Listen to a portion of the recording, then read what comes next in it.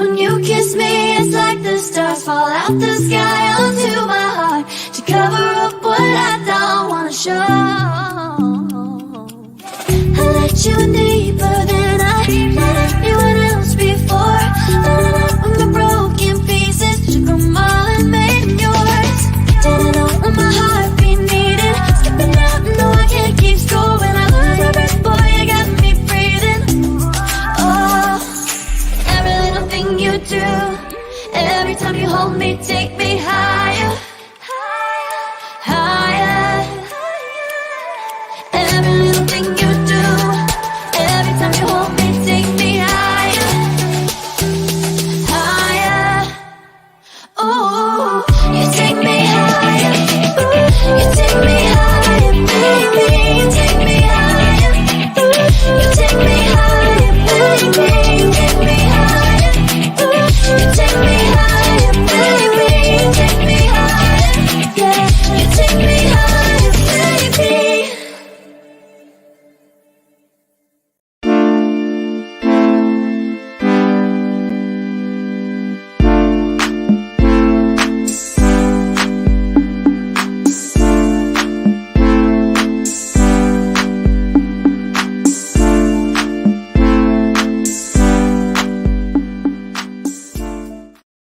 Welcome to Radical Truth to Power, the progressive news show with Let's Be S3. I am your host, Marlon Clyburn, along with Tracy Carson and Anna Hart.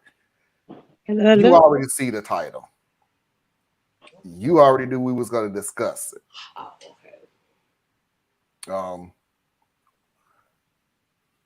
You know there's an issue going on. We're just going to break down the latest. In case anybody have no idea, which I am so surprised that you don't know, there was yet another shooting in Allen, Texas, at an outlet mall. At this point, because Foxy gave me an update a few minutes ago, so the video that I may be showing just to help you out may be a little outdated. 9 dead, including the shooter, and 7 injured. Now, just to put a little spin on it, there were some people who did go to the hospital in critical condition. So we do not know if one of those people who was sent to the hospital is one of the ones that died. Okay. So that's why I'm telling you now to prepare yourself that there's a possibility that that number may still go up. So we're going to get into that. We're also going to get into more allegations against Clarence Thomas, and now another allegation against his wife. Oh, Jenny. Mother white supremacist. And lastly, if I can remember, small, slow clap until we get the sentencing. 4 of the 5 Proud Boys who was part of the insurrection has been found guilty of insurrectionists.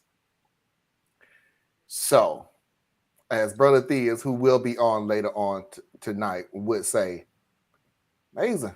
Can throw a black man in jail days after the insurrection, but it takes 2 years to get the people who started it.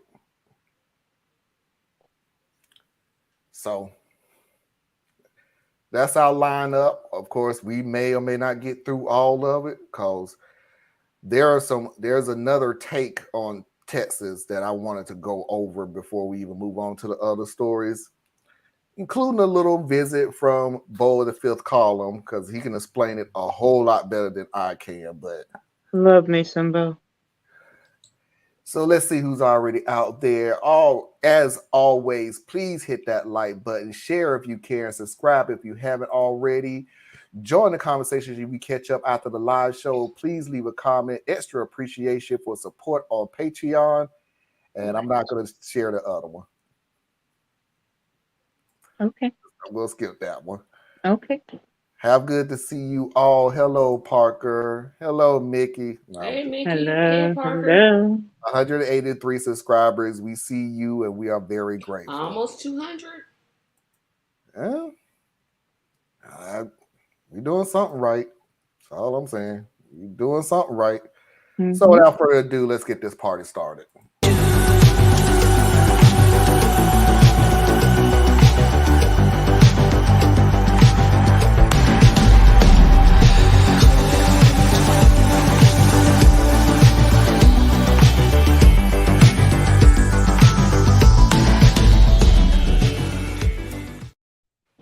So let's go ahead and get the update of what happened yesterday in Texas, a mall outlet. And keep in mind, like I said at the beginning of the show, the numbers that they're giving you of death and injured may have changed because, again, there are some people who did go to the hospital in critical condition. So this is why you were saying yesterday you don't like to jump on news because it still happens. It changes. Yeah. It changes so fast that either I'm going to wind up doing another video in the middle of the night going, oh, wait a minute, or whatever. So let's go ahead and just see what's happened in Texas yesterday. A massive police response after gunfire erupted at an outlet mall in Texas. We got shots fired at the outlet mall. We got people running. One of our officers was on an unrelated call at the outlet mall. He heard gunshots, went to the gunshots, engaged the suspect, and neutralized the suspect. Hundreds of shoppers were escorted out of the Allen Premium Outlets just north of Dallas Saturday afternoon. Many seen walking with their hands above their heads. There's this guy dressed in all black, wearing a vest, has an assault rifle, and he's just shooting at people. The shooting occurred at about 3:30 p.m. local time, with numerous victims taken to the hospital. Found 7 deceased individuals on scene. We transported 9 individuals to the hospital to area trauma facilities. Of those that we transported, 2 have since died, 3 are in critical surgery, and 4 are stable. As the situation unfolded, the city issued a public safety alert warning residents to stay away from the area. Multiple agencies are on the scene to assist in the investigation, including the FBI and ATF. We have a multi-agency response helping us work the scene.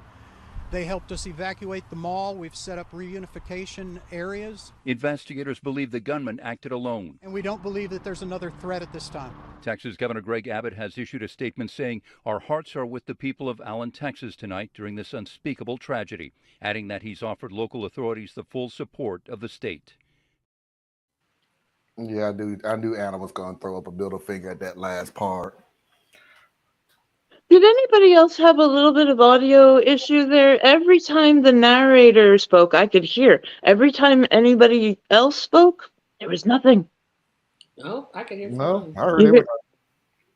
I don't know what's going on. I have nothing hooked up. I'm not on. They must have knew that it was going to piss you off more, so they muted those parts just to make sure.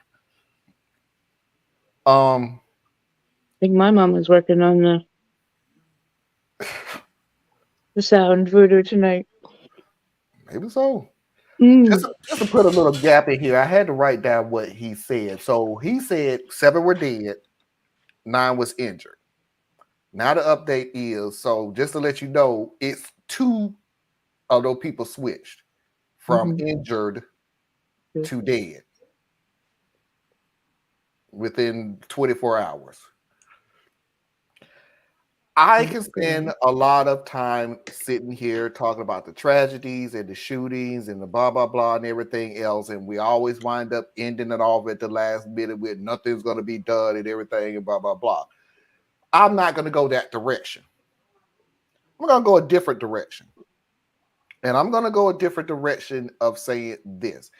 There was another broadcast, another news story, where the police was saying that they want to interview as many witnesses as they possibly can at the mall.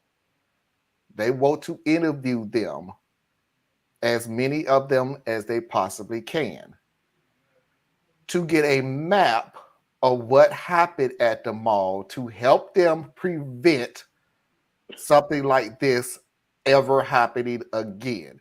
Do you hear what I'm saying? I Because hear the words, but my brain don't understand quite. all I'm hearing, basically, all I can hear them saying is, "Can I interview you where your location was, where you heard the gunshots? What did you see? When did you see it? Where did you see it? So we can put a formulated thing together where we know something like this is going to happen again, but our response will be a little better to cut down on the body counts."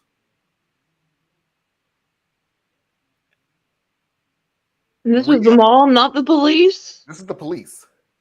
Oh, it was the police. Okay, I'm sorry. Well, that's a good thing. That's what they should do. Yeah, I would rather you not have people die first. Mm-hmm. I would rather stop all the shootings. I would rather you do something about gun reform.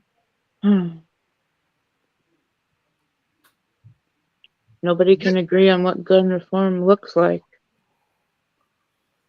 Well, here's the numbers that I got. I got it from Bo too. He had a question on his show. Hey, Theus. Thank you. He had a question on his show, which, by the way, this is another reason why there will not be videos that is now circulating on the internet and pictures certainly circulating on the internet and things like that, because people are saying, I don't think some may be thinking it, some may be just saying it, that if you could see the horrors and the tragedies of this, it will force the leadership in Texas to do something about these mass shootings. No. But here's the deal, how I said it. I said the leadership in Texas. I didn't say Texas. 70%, 76% of Texas want the age of any type of weapon to be raised from 18 to 21. 72% will want to allow the courts to make people surrender their weapons if they pose a risk of harming themselves or others. So it's not Texas. It's the Texas leadership who have campaigned on, grew their base, raised their money on the fact that they're the good old cowboys of the ye old days, that if it was me that went to that mall, I would have did something. So they can't now go back and go, guns bad. We need to do something. That's not how that's going to work for them. So they have to stay in that. The only way to stop a bad guy with a gun is a good guy with a gun. Mental health, thoughts and prayers, Biden, so on and so forth. So before we get to the second part of what me bashing Texas leadership. Anybody got anything to say? It doesn't surprise me. Again, assault weapons. It's like the same blueprint. Every single time there's a mass shooting, I already know what weapons used. I already know there was a long shoot. It's becoming ridiculous. No, it's already past ridiculous. It's already past that point. I don't know what it's going to take. I don't know what it's going to take to make things change. I want to believe they will, but I can't see it. I can't see it because the NRA basically has their hands around the necks of legislators. And this is across several states. They put money in their campaigns. You have Abbott talking about thoughts. He could have kept that thought to himself. He could have just, not said anything. And like I said, the minimum would be a background check, but nope, can't do that because of the Second Amendment. I'm just so tired of it. I can't anymore. I cannot. Well, I think that part of the issue is that we are not looking at the right things. It's like in sales where you can have all the right features and all the right details and all the right facts and all of those things, but if you're not speaking to what the underlying motivator is, you'll never close the sale. So, first of all, like Marlon was just pointing out the numbers with Texas, how the voters are overwhelmingly in favor of do something, right?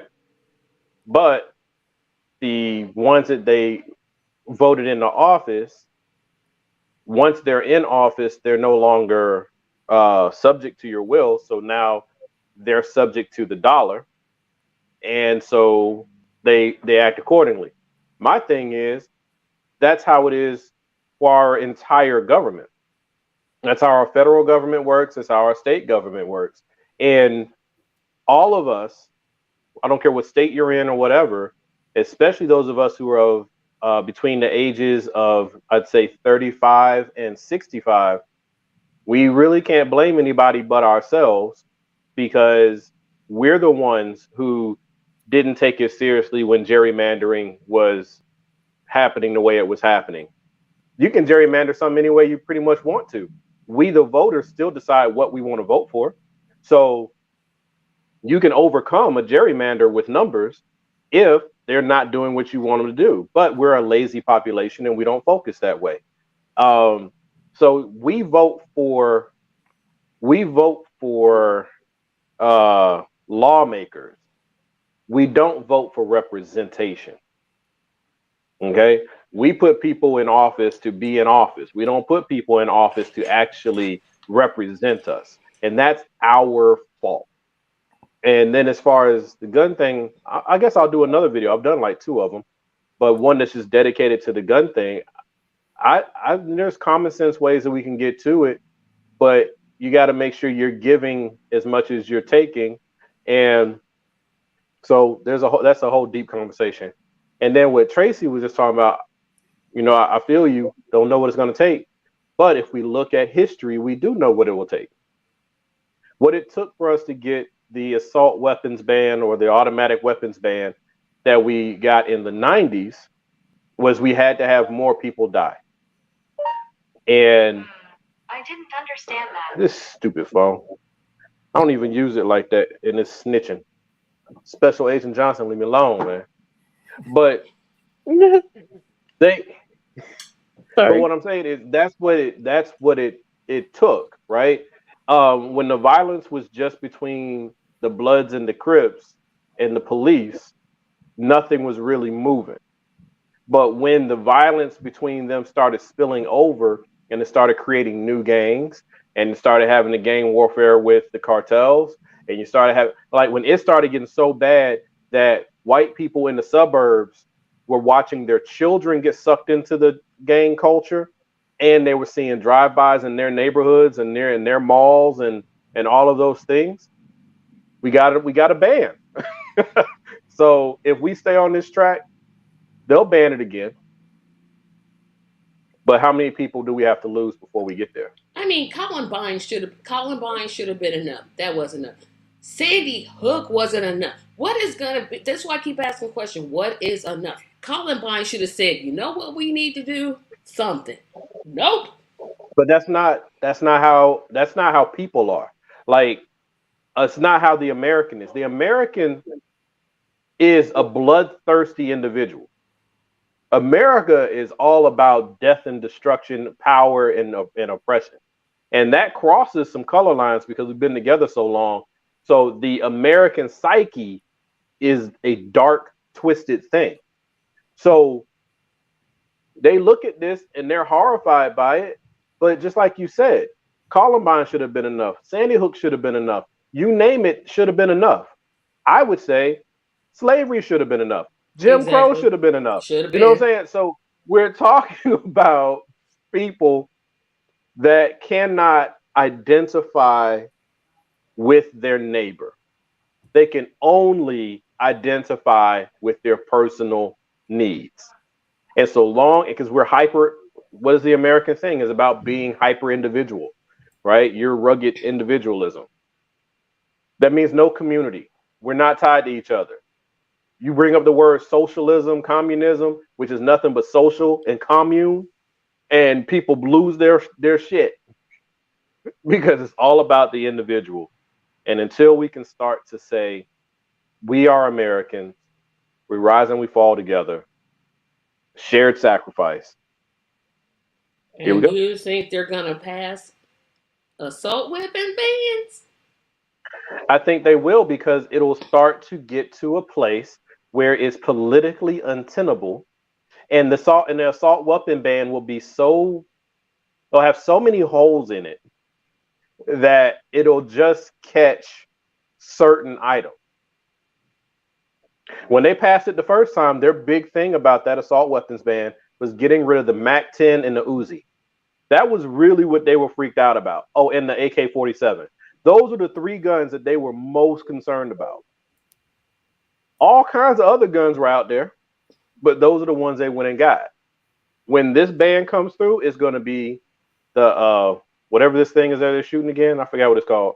AR-15. AR-15. The AR thingy. Right? They're going to go after that style. And that's what's going to happen. But then some of the other styles will just become more popular. Would also create gun regulations with black people opening carrying in California. Yep, if every black person got a permit, boy, you would see gun control so fast. And I that's used to say that. And that's Dennis I used to say that. I used to say that. But I can't say that anymore. No? Because like I said yesterday, I don't care what you do. Hey, Susan, I don't care what you do. We are deemed a threat just because of our existence. So you carry a weapon, and it's not going to be, oh, we got to get more weapons because they got weapons. No, it's going to be kill every one of them that has a weapon. That's how it'll work itself through. Like, I have a thought that I'm thinking of doing. In fact, I would love you guys' opinion before I do it. So I'm gonna have to drop in just a second. My dad's calling me. But I'm planning on going to the local police station and asking them, since I don't have to have a permit anymore, what is the proper way for me to interact with you guys out in the street when I have my weapon on me to ensure that nothing bad happens to me? And I'll use as an example what just happened in Allentown in Texas, because one of the stories was the woman was in there with her children. She hid the children in the dressing room, and then she took her weapon, because she's licensed to have it. She took her weapon out and stood guard outside of the dressing room. Now, if that were me or someone who looks like me, and the police bend the corner into that store, and I'm standing there with my gun, do you immediately think that I'm supposed to have the weapon? Or do you think that I might be the shooter? Right. I think that's a great idea. I think it's a great idea. I think it's an excellent idea. But I apologize. I'm gonna drop, and then I'm gonna come back in now. So. Hello, Papa. Say hello to Daddy Dearest for us. So let's go ahead and move on to my different take on what happened yesterday. And my take has always been they're being reactionary instead of being proactive. Maybe not. They are being proactive. I just don't agree with how they're using how they're being proactive. They're putting more onus on the civilians. Now, I'm going to bring up this article because when I say they putting the more pressure on civilians, not pressure, but more laws. This is an article that says the new Texas legislation that they have right now, Texas House Bill 1147, is a third grader too young for training kids with bleeding kids? What this article, well, I'm not even going to do that. This is where Bo of the fifth column comes in, and Bo can explain this a whole lot better than I can. And he's going to go step by step of how crazy this legislation is. Because there is some legislation. It is HB 1147 if you would like to read this for yourself. Before we get into it, I want to point out this is the second version of this video. Not the second take, second version. The first version was me just providing the training in the way it would need to be done for this particular situation. After reviewing it, I realized that might be a little much. So I'm still going to talk about it. So just a heads up. Okay. So the legislation would require the district or charter school to annually offer instruction on the use of a bleeding control station from a school resource officer or other appropriate district or school personnel who has received the training under Subdivision 3 to students enrolled at the campus in grade 3 or higher. Third graders. A bleeding control station required under this section must contain all of the following: required supplies in quantities determined appropriate by the superintendent of the district or the director of the school. 1. Tourniquets approved for use in battlefield trauma care by the Armed Forces of the United States. Allow me to stop right now. That's not good enough.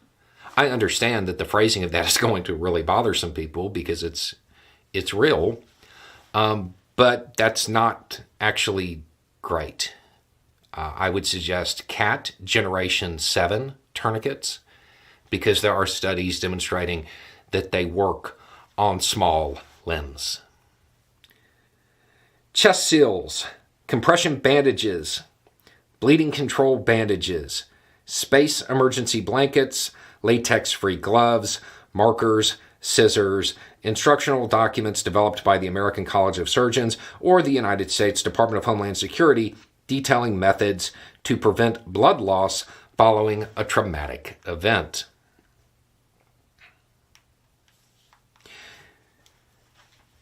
This in and of itself is commentary on the United States. In case that went over anybody's head, they want your third grader to be field medics. Mm-hmm. We're not going to stop what can kill them. We want you to be able to respond to the ones that don't get killed. Right. Mm-hmm. We know it's going to happen. Tommy, okay. We covered yesterday that we can't explain why Christian has two mommies. And Billy, we explained that we can't discuss why I don't have any pictures of my family on my desk. I'm not allowed to talk to you about why that is. And Billy, I'm sorry, remember, we can't talk about what it means to, with the 10 Commandments, those 3 or 4 you had questions about. We can't talk about that. All right, class, now it's time for everybody to get together, get your field kits. This is like a live drill. Run, run, run. Tuck and roll, baby. Tuck and roll. Ginger, you no. Remember, you're second. You're keeping an eye out for the shooter so that Billy can be the one to get to the gauze.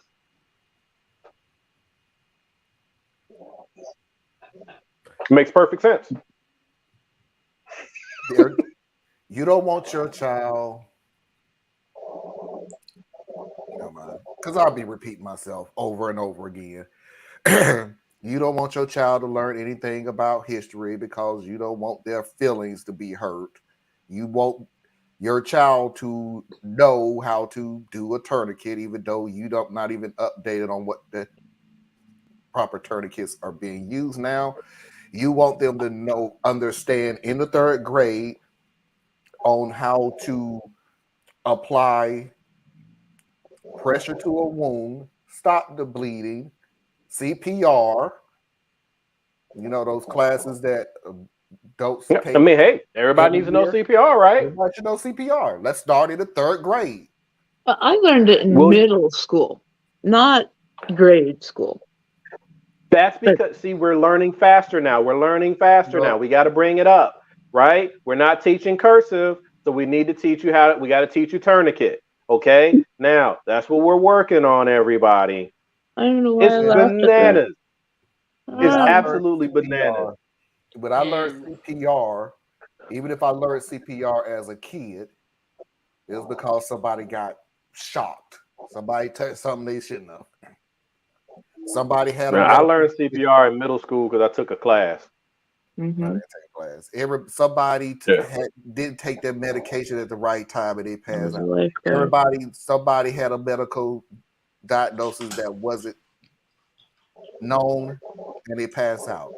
I would never in a million years would think that I would have to learn CPR because my classmate got shot. I'm telling you, they have it is in Texas because or it might be Florida, but I don't remember. This is a really nice high school, super nice high school, and like they got like state of the art security systems with smoke that comes down from the ceilings to confuse the shooter, and remote locking of the doors, and they got lines drawn in the classroom so that it controls where the line of sight is, so the children know where to cluster behind and all that. I'm like, you putting all this money in to helping them avoid the shooter, when if you would put more effort into avoiding the shooter, you could put that money in, I don't know, learning, right? But this real quick, this is a funny thing to me. It's funny to me. Why do the police officers say that it's so dangerous for them out there in the streets and for them to go into a live shooter situation? It's always about the bad guys got better guns, right? The bad guys have AR-14s and military grade weapons. So the police are afraid because they're given a sidearm, maybe a shotgun. Right. And they're supposed to go up against a guy with body armor and an assault rifle. So the police, this is what happened with Uvalde. Remember, folks, they couldn't go running in there because they didn't know where the shooter was, and the shooter could knock off like 4, 5, 6 cops before they even figure out where he is. That was their logic, okay? But now these same people are saying give the teachers a gun. Now, when I'm hearing them talking about giving the teachers a gun, they're talking about a sidearm. That's a pistol. Yep. Okay? The least accurate weapon least accurate firearm you can give somebody is a pistol. Right. And kids are impressionable and they're silly. All right, their brains ain't right. So the teacher is going to be constantly trying to keep the kid from trying to trick them into getting their gun, right? Because to the kids it'll be a game, right? So you got that going on. So you say, oh well, no, we're not going to have them put it on their body. They'll have a cabinet in the classroom that remains locked. So then they okay. So now we got a live shooter situation. Whoever classroom the shooter goes to, I'm sorry, you're not going to have time to get to the cabinet. We'll see what happens. But maybe the teacher across the hall can get to their cabinet. What does a pistol do against an AR-15? Like, but you don't understand. If you got perfect aim, you can hit them in the face. You don't understand, Theas. All we need is locked doors. Yep. A taller fence. Yep, lock the doors. One way in and one way out. We need to put God back in schools. Yeah, because God wasn't there when the 10 Commandments and God wasn't in prayer. That was when all those were in the school. and they were, oh, I don't know, segregation and a bunch of other Women stuff couldn't going on. vote and blah blah Right. blah blah. Everything was I good can't back then. I I can't mean, even remember sure, where I my heard mother this. couldn't go past 38th Street, but oh well. I can't remember where I heard this from. I really honestly can't. And I'll try to do it without being emotional because it's still an emotional statement. I just, for the life of me, I cannot remember who said this. When I hear people we need to bring God back in school. We need to bring God back into people's lives. And the guy and whoever said it was like, so you don't think when somebody's in an active shooting situation that they're not praying to God Yeah, like at they not that they same didn't cross point? their mind. They're not saying, God, please don't have him kill me. God, please protect my kids. Please But here's the protect dark my side of wife. that, Marlon. Some would, but some wouldn't. Well, the dark side of that, though, well, I mean, like I say, everybody's a Probably. Christian in the foxhole, right? But so when they're shooting at you, a lot of people find God just for a little while, even if they don't believe in him. So that's one thing. But that aside, this is why I rankle when people talk about prayer changes things. And it's gonna make some people mad. I know, it's cool. But prayer don't change nothing. Prayer changes people. All right? Difference. So prayer, God can give you guidance, give you strength. This is my opinion. I know everybody ain't agree. But God can give you strength and give you vision or whatever it is that you channeling through your God to become an instrument of change. But I have yet to see where prayer changed something. And I get mad. I actually get mad when people say that the prayers of the righteous avail as much, so you just don't have sufficient faith for your prayer to be made manifest. And I'm like, so are you telling me that all my forefathers that were in slavery, their prayers weren't good enough? They didn't avail enough? You telling me that every time a woman is being raped or being assaulted and she is praying for help and help doesn't come, her prayer wasn't good enough? You tell it, stop it. You don't have to lie. Prayer is a powerful, powerful force. But don't to me it cheapens what other people are going through when you say that, because I'm like, these people whose children were murdered in Uvalde, they were praying. It surely was. These people who just got done in what just happened in Texas, praying. In fact, this is the Bible Belt. And there's a lot of contradictions in the Bible Belt. But one thing they do, they pray. They pray. So how do you cheapen all of these people's prayers with that? And then you say, well, hopes and prayer. What was it? Hopes and prayer? What's Thoughts Yeah, and prayers. thoughts and prayers. Oh Thought, boy. thoughts and prayers. Thoughts. Right? Yep. And yet, what are you praying for? Because obviously, you not praying to go in there and go in session and debate some laws to protect our children. It's so frustrating, man. Like, we have all the power. If you're a believer, I don't care, you may be a believer, non-believer, or whatever you might have in your life, right? But if you're a believer and you are founded on any of the Christian values, like I consider myself to be, you believe that you are a child of God. Well, where is your power? Where is your faith? Where is your strength? You always waiting on somebody else to do something. Yep. And you You forgot. waiting on God to snap his fingers and something just change. And, Yep. and I always That's wonder, When not he even. sent you to change it. and I Yep. always sit there and tell people, stop using God as a magician, Yep. as Yep. everything is a magic Just trick. bellhop. Just Yeah, bellhop. Or a pit bull. Get I'm going him. to stick him on you. yeah. But faith without works is dead. Period. Yep. All right, y'all. Yeah, Let's move on because yeah, we ain't got that's that just my much thing. time. So, No, you wasn't too far off. You were right. And you never cared if you pissed those people off. I do care when I upset people because if you sometimes I can't help but upset you, especially if I'm upset. You upset me, right? Not you, but you know what I'm talking I know about. what you But mean. if you're trying to move the needle on something, no, I'm not going to intentionally set out to upset you if I can avoid it because nothing can get accomplished. Yeah, Right. right. All right, y'all. Let's move on.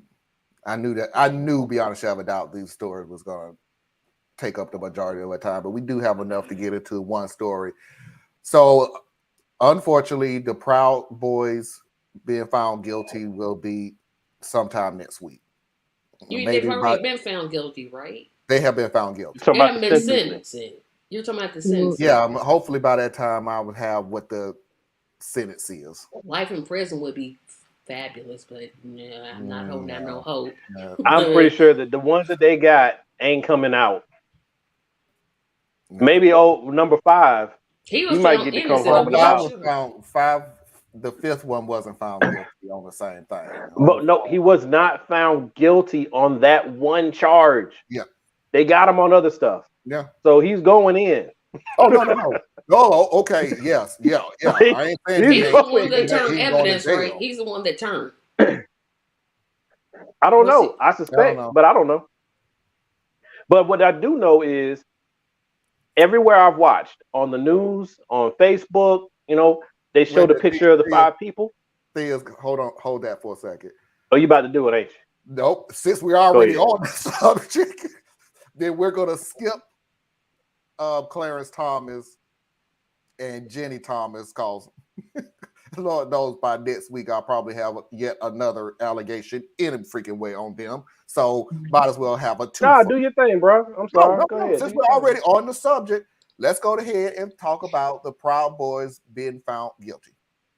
We have some breaking news out of Washington, D.C. At least 4 members of the far-right organization, the Proud Boys, were found guilty of seditious conspiracy in connection with the January 6th insurrection. The jury remains split on whether a 5th member of that group is also guilty of that charge, and will continue to deliberate on that. NBC News Justice and Intelligence correspondent Ken Delanian joins me now. Ken, this trial has been unfolding over, 4 months now? There are 5 defendants, and I know this is a mixed bag in terms of the verdicts here. What should we know about this partial verdict?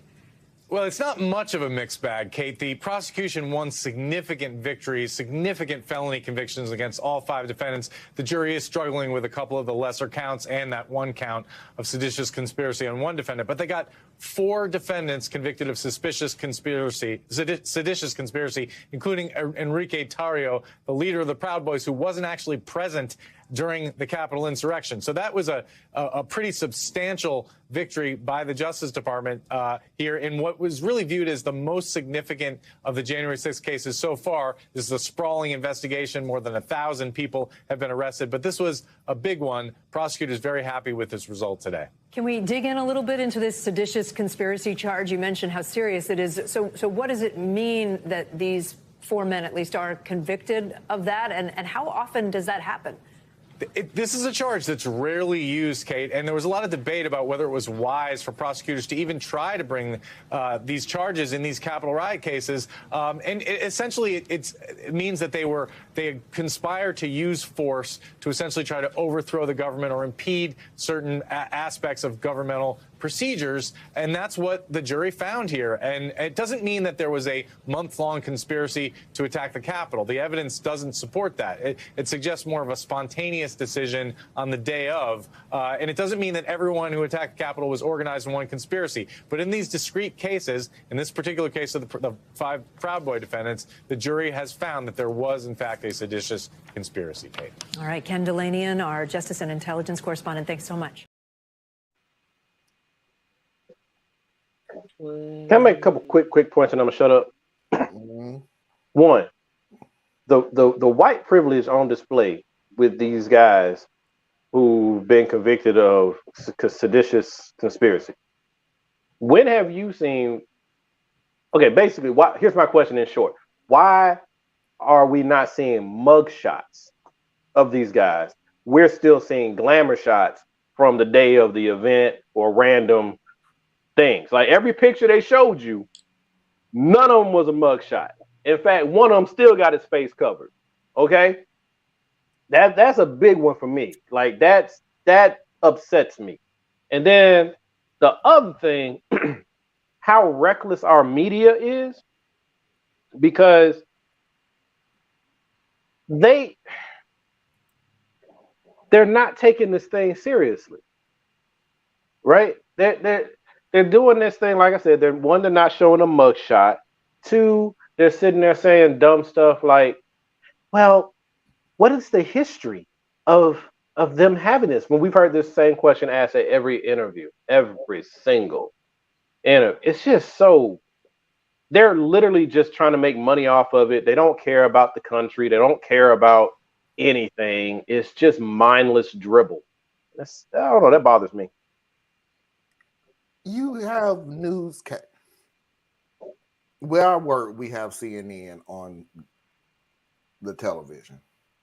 I'm so sorry. Yeah, I feel for you. I'm sorry. Yeah. Thoughts and prayers. I had to. But I know. But here's the deal: you can have a breaking news.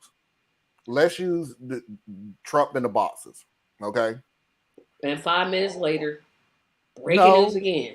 An hour later, and the next hour, and the next hour, and the next hour. So if I go in at 8 o'clock and it happened at 8 o'clock, there's the breaking news. When I leave at 5 o'clock, they're still talking about it. The platform's changed. You know, you'll move from the guy in front of the desk and the picture of Trump on the behind him. Then you'll move to a panel who's sitting around a table discussing it. Then you'll move to a panel sitting at a L-shaped desk talking about it. Then you'll move to, let's bring in our correspondent from Florida to get a latest update, to let's get our correspondent from Washington, D.C. to see what the senators and congressmen are saying. Then we'll move to, let's see if we have any movement from Trump, to, okay, we're back at the desk again talking about it. That literally takes up the 8 hours of that one story. One story can take up 8 hours. All you have to do is change the platform of the delivery. So here's the answer to your question. They don't have anything else. The story is the most happiest thing they have, because all they know is we can write 8-10 hours of this. I get that. Don't talk about homelessness or food deserts. We as consumers, you know, it's like I mean, now they are suffering, right? All of them are going through their pains right now. That's why CNN is trying to capitalize on Fox's stumble. So I get that, but it's still just the priorities. I like the way she did this. Like she's serious. Like I'm supposed to take her serious. Girl, sit down. Everything is TMZ, man. Everything is TMZ. Mm-hmm. We are like a bunch of elementary school kids. You can't teach us anything unless you entertain us. 8 hours of where they do no real analysis. Yep. Although they will tell you, let's bring in our analyst from Florida to discuss what. Yep, and then they talk about it 5 minutes. Then it's just like the morning news, weather, sports, weather, news, sports, weather, news. It's why am I? Oh, are you talking about the morning? Yes.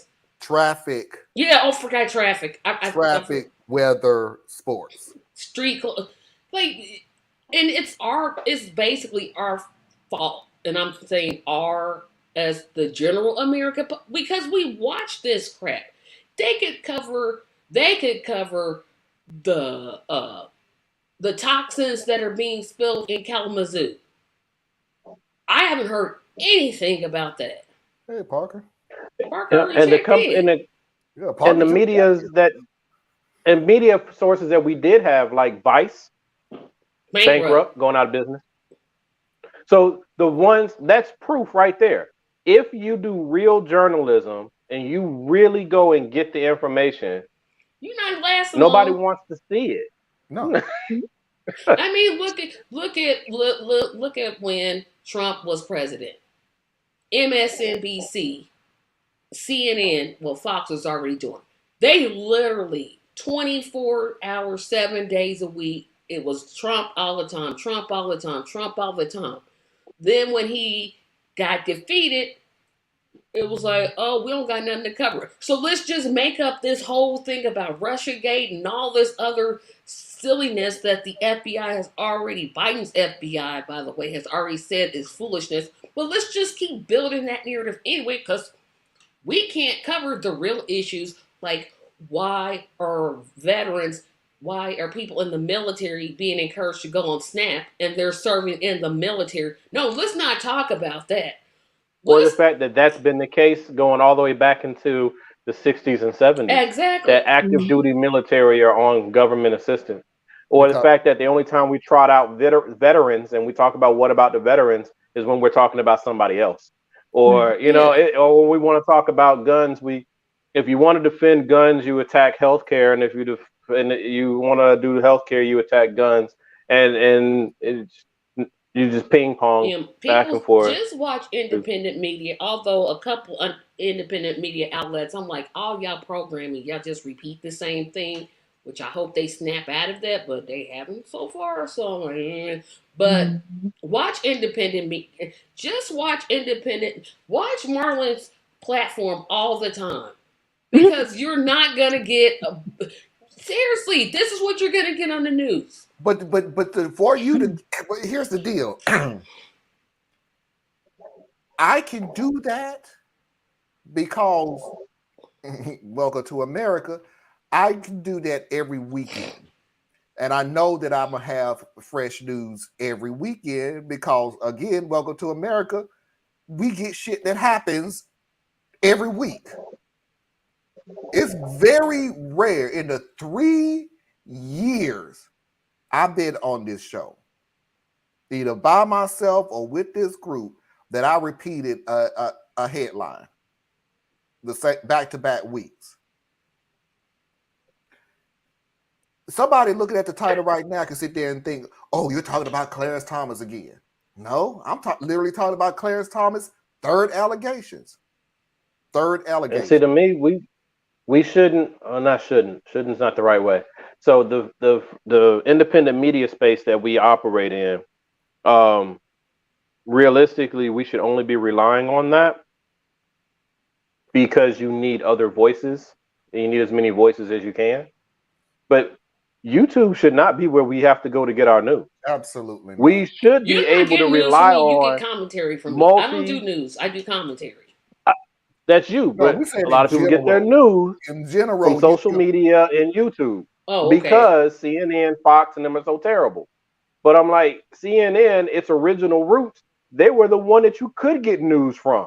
They had the best international news team out and now there. they just gone. Like, where'd y'all go? And now they all garbage, right? The only thing you can go to get like international news and in my opinion, a fair and more accurate view of American politics and goings on, Al Jazeera and BBC. And you got to take them with a grain of salt. Sure do. But at least they're going to tell you something that they ain't going to tell you here, right? What we're going to hear about here is who's in love with who and who cheated on who. And so frustrating. News from as many places around the world as you can. And the funny thing about it is, it's still an individual thought process. The one thing that I like about independent news, and hate to sound coy when I say this, but I'm being serious, especially Black independence news, because they're the ones who put stories out there that's not good enough for MSNBC, CNN, sure as hell ain't gonna be on Fox at all, period, even if it was out there dry. No, because I have the only time that I heard about the Marine veteran that choked the homeless guy on the subway for 15 minutes until he died was Independence Media. Yep, you didn't hear about And it on then, you didn't hear about it on well, mainstream media until AOC called out the mayor of New York for not saying And the anything. only time that it started hitting mainstream media, and the only thing that mainstream media did was to defend the Marine, Yep. the former Marine. because I'm gonna say that's not where I heard about it. I heard about it. I don't even know where I heard about it, but it wasn't from black media. But no, I'm with you. That's where I heard the name though. The name of the killer. Yeah. Right? And that's where you find out the backstory on all of our people who are being murdered in the streets, black media. Because you listen to mainstream media, what you're going to get is why the person who died was a bad person. Yep, show his mugshot. Talk Show about his how he was in mugshot. high school, he smoked some weed when he was 10 years old, and he was always in trouble. Yep. He stole candy from the store Yeah, at he 12 stole years a old. candy So bar, and he didn't pay for it. he He was sold food stamps one time, really blah, really blah, He was blah. tall. selling loose cigarettes. All right, so Eric Garner, he was selling loose cigarettes according to them. Trayvon Martin had crumbs of weed somewhere in the lining of his backpack. Who was it? The young man who was murdered in the Walmart. I can't remember his name all of a sudden, but he was just looking at an air rifle. They just walked in the door and shot him. We all know about Tamir. Oh, it's always they attack the person who's dead because that Yeah, they person can't can't say defend anything themselves. They anymore. can't say anything. That's purposeful. Oh, the one I did a story on 2 weeks ago. Can't The remember his young name. Can't remember his name, but he was really really tall. You're talking about the young man, the 16-year-old he boy was The 16-year-old with that shot in knocked the on the head. door and the racist Yeah, guy shot him that in, was where the Yeah, and his race. weigh grandson. 85 Yeah, pounds soaking wet. He was he was Five really foot eight. he was really tall. 5'8". So Five Okay. eight. yeah, He was husky, 100 and what pounds. you But know remember when they doggone killed well Mike Brown, they said he was like the Incredible Hulk. See, their bigotry always slides out. It always slides out. That's why I was talking about me going to the police station and asking them. One, I want to go on their turf so that they don't feel threatened. right. And then two, I mean, look, I'm a 40-some-year-old man, but I also know that I'm approximately 6 feet tall. I'm not a small dude, and I'm black. I know y'all might not have noticed, but I'm black. So What? if All this I time, know all this time y'all thought I was Boy, Filipino, but y'all were dude. wrong. But Filipino. so cannot when I go believe in there, this.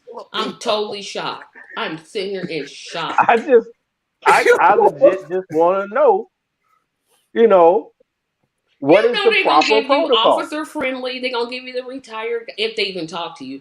They're gonna give you the most.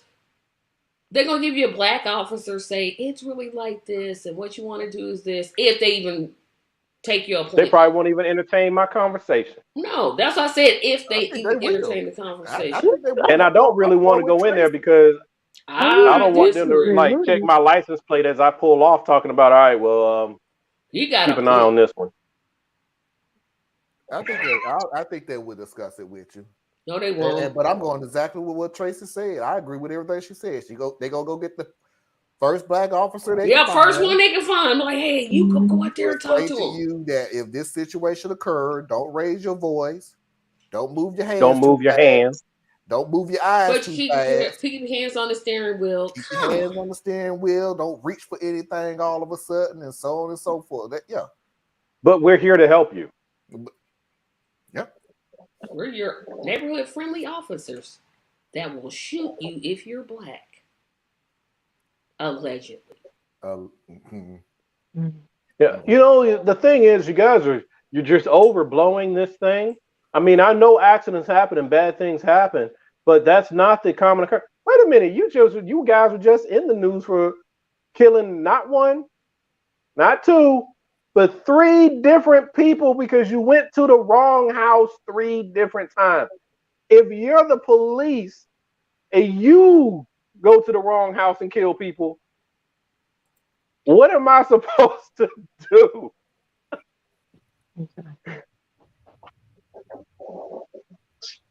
It's just crazy. It's just crazy. I'm just gonna do this real quick.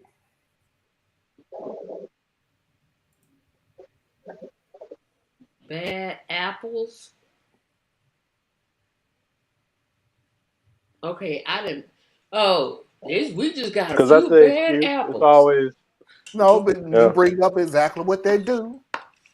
Is that you have proof, and everybody everywhere has bad apples. It's not yeah, all but those of bad us. apples. They But I was spoil like, the whole bunch. You get one bad and that's apple in a bag, it's gonna spoil every single apple in that same bag. That's what happens. exactly, and that's why I have the questions that I have, because I agree that all of y'all, I can't paint all of y'all with one brush. I can't say that all police are one particular way. But the problem is, when I encounter you, I have no training. I'm just a regular guy. And I encounter you, I have to be perfect. But you encounter me, you don't see me. You see all of me. Like every black person and every boogeyman you ever heard in your life. So I'm representative of everybody, but you are not supposed to be representative of every police officer. Square that circle. And then I have to be perfect with my mannerisms, my tone, my deference, all of that. You but you can can't just be stare at the too. street. But you can't be too uppity though. And You can't be too uppity. You gotta be respectful, but don't be too uppity. And you got to know don't be all sarcastic the laws, about it. And you got to know all the laws. They don't. Police don't have to Nope. know all the laws. You do. You have to know every law, every jurisdiction, every point. We buy the children Christmas toys from the Goodwill, but we buy the children Christmas toys. Okay, hold on, y'all. It's time for us to take a break because Mickey's cat, I guess, is walking across the bill. We're gonna go ahead and take our 3-minute break so Mickey can get her cat. Man, that doesn't sound right.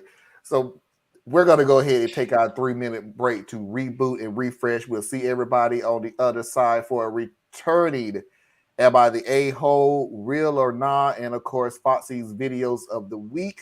Stay tuned.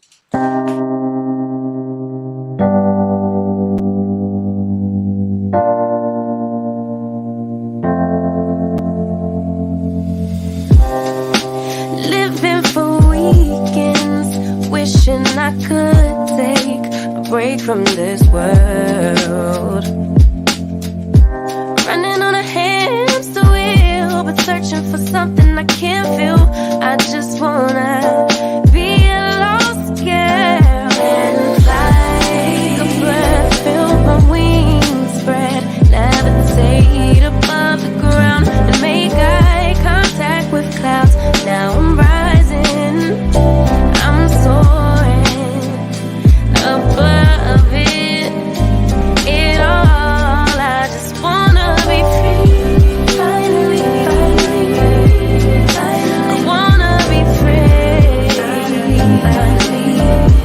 I wanna be free, finally, I wanna be free, finally.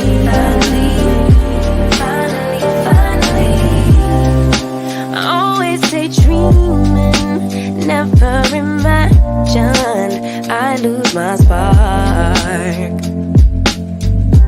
Living in this crazy time, putting back the pieces of my mind. I know how to run from the dark and fly. Feel my wings spread, levitate into the clouds. I'm so high above the ground. I'm rising, I'm soaring above it all. I just wanna be free, finally,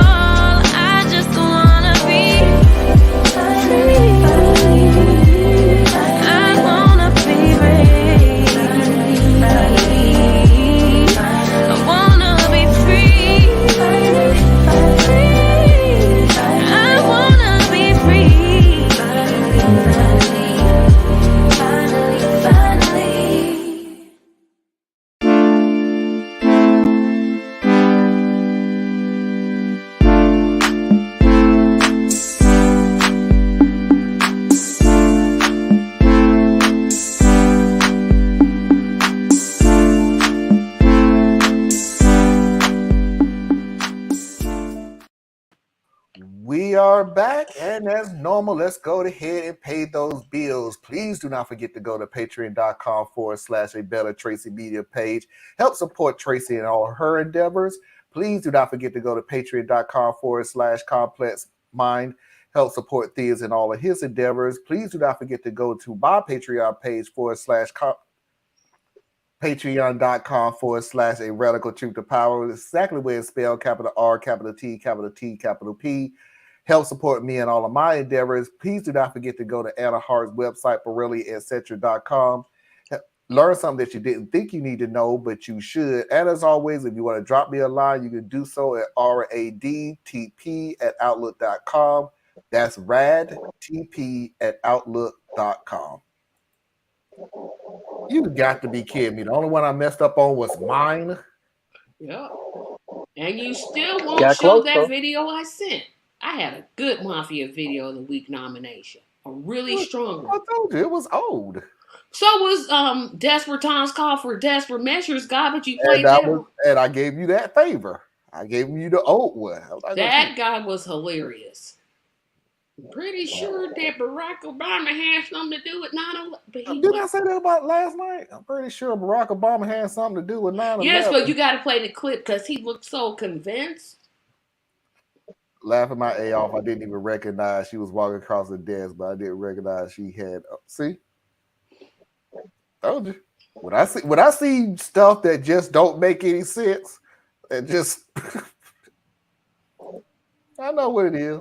We've been doing this for a really long time.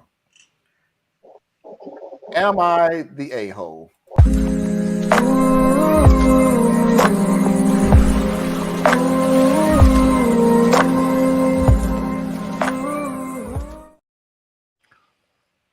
So I'm putting this video up because it's one of those simple am I the a-hole type things.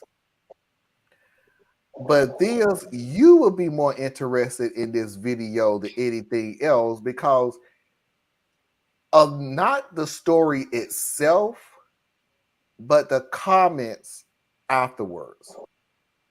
I hosted a family dinner over the weekend. My brother brought over my nephews, ages 4 and 8 as well. I used to wear my engagement ring all the time, but lately I've kept it in my walk-in closet and mainly wear it for special occasions. While I was cleaning up the dinner table, my nephews went to go play while the adults were still in the outdoor patio/outdoor kitchen area. My brother was not supervising his kids. During this time, my nephews went into the master bedroom without anyone knowing and started playing with everything, including my engagement ring. When we came to look for them, they panicked because they know they aren't supposed to be upstairs, ran into the master bathroom, and flushed my ring. We called a plumber in case it was somehow in the U-trap of the toilet and not actually gone. But nope, unfortunately, it's gone for good. We still had the original receipt, so I called my brother. I emailed him a scanned copy as proof of the cost, and I asked him to reimburse me for the ring my nephew flushed. Immediately, he started calling me a butthole because we're family and he's just a child. He's refused to repay the cost of my ring. I told him I'll be taking him to court for this, and now my entire family is blowing up my phone saying families shouldn't sue each other and I should just let it go. And then OP adds some context. No, the ring wasn't insured. My brother says that he doesn't have the money to repay, even $100 per month. He's also refused any kind of repayment plan. He said that I live in a nice enough house, and if I want a replacement, I should just sell my car. My brother, to this day, has not truly apologized. It was a Canadian sorry. Sorry, not sorry. He said that kids will do what's normal for kids, and they shouldn't be held responsible for a ring. My brother was supposed to supervise his kids outdoors with the rest of the family while I was busy cleaning up. And to be clear, I don't believe for a second that my brother and his wife can't pay for the cost of my engagement ring. They don't make anything near my husband, but they have a combined income of around $250,000. They don't pay rent or anything because my parents gifted them their old house valued at $3.5 million in Toronto, Ontario. There's no mortgage on the home my brother lives in. Now, so let me get to... This is real or not? No, just give me one more of these damn rich people problems videos. What the hell you be watching, man? I telling you, I'm doing this for a reason. I did Because this he for a feels like it, reason. apparently. I guess, Tracy, because it's just These one people more get on my nerves. I'm Falcons like, Crest video. you flushed the ring. Okay. Okay. Anyway, We rich, but I didn't have the money to insure the ring. But I live in a house, and my husband makes more money than they make, and they make No, $200,000 a the year. brother and his wife, the brother make more than she do. no, her No, he husband makes more said. money I mean, than the poster said that her brother and his wife don't make as much as her husband does, but they make over 200,000 a year. That's a lot So, of money. even in Canada, even in Canada. which is the numbers are bigger there, I guess, but still. But what got me was after all that, before you got there, you said you didn't even insure the ring. Okay, everybody stop. Everybody stop. Because I have a Rich point. folk problem. I had a point. And Thea's hit on it twice. There were people in the comments that said that the OP was the a-hole. How? That's what. Because she didn't insure the ring. That don't If make her a his butthole. It just bad makes her kids, stupid. he need to control his bad behind kids. And I mean, they went in on her about she was the why would you have a $30,000 no insurance? That don't make any sense. I mean, they went in on her specifically around the fact that Because she they got didn't bad insure the kids ring. too. Yeah. So I mean, it is dumb to it's have that kind of dumb. money It and don't not make have no insurance It's dumb, on the but ring. dang, But that don't make you a bad person. That It just didn't. makes you made a dumb decision. You just was stupid. But him not And you watching didn't his lose your ring, kids. somebody else did. Yeah, the children, them two bad children of his, who he apparently has no control over, flushed it down the ring, toilet. So that was my reasoning for playing the video is the commenters Rich folk, bro. is somewhat just really skewed on some of the comments that they make that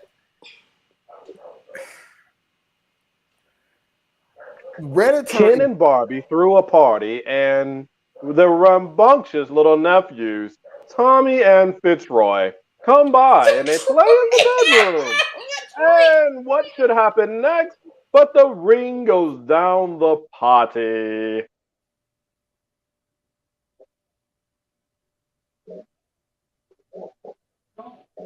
No, never mind. No. You know, I feel like Anna coming on. I love you, but I hate you, dude.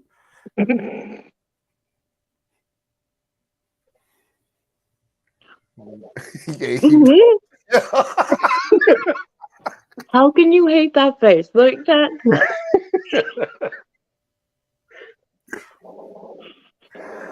All right, let's just move on because y'all don't care about the plight of a $30,000 ring. I'm sorry, real or nah?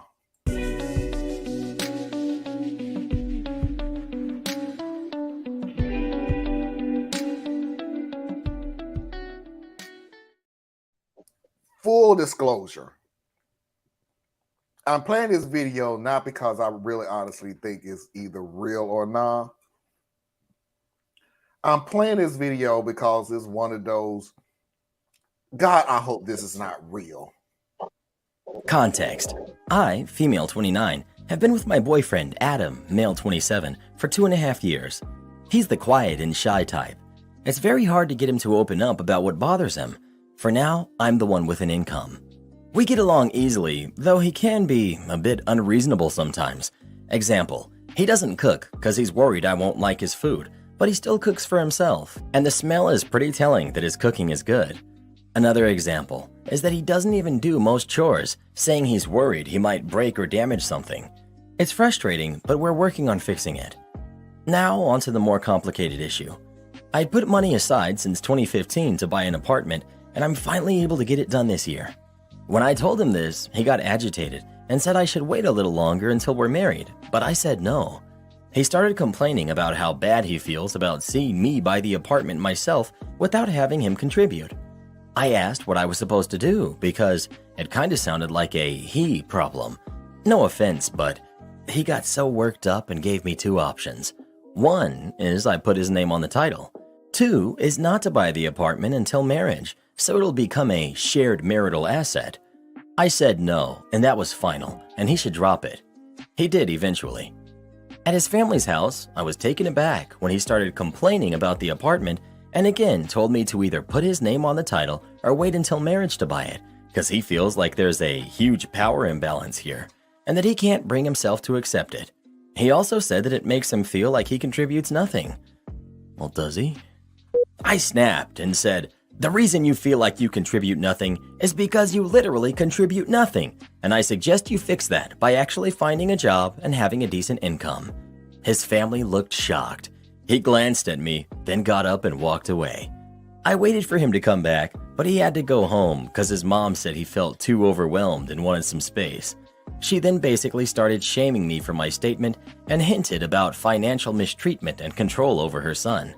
He's not home yet, demanding another call about the apartment, probably expecting me to agree to one option. Edit in case it matters. He has a disability that limits his job opportunities.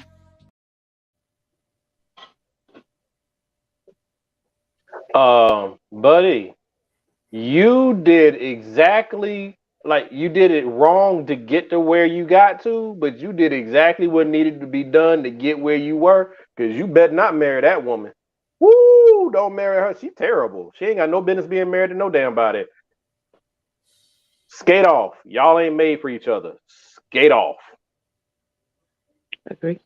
Because the moment you come at me with some, well, maybe if you got a bit. You're right. I do need to get a better job, and I need to really find myself. But as I go to find myself, I must first find myself without you.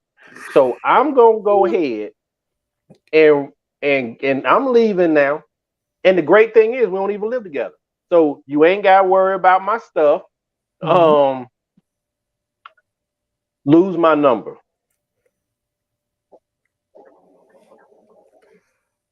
All right, for the people that's not understanding what exactly is going on, yeah, you just need to get out of this relationship.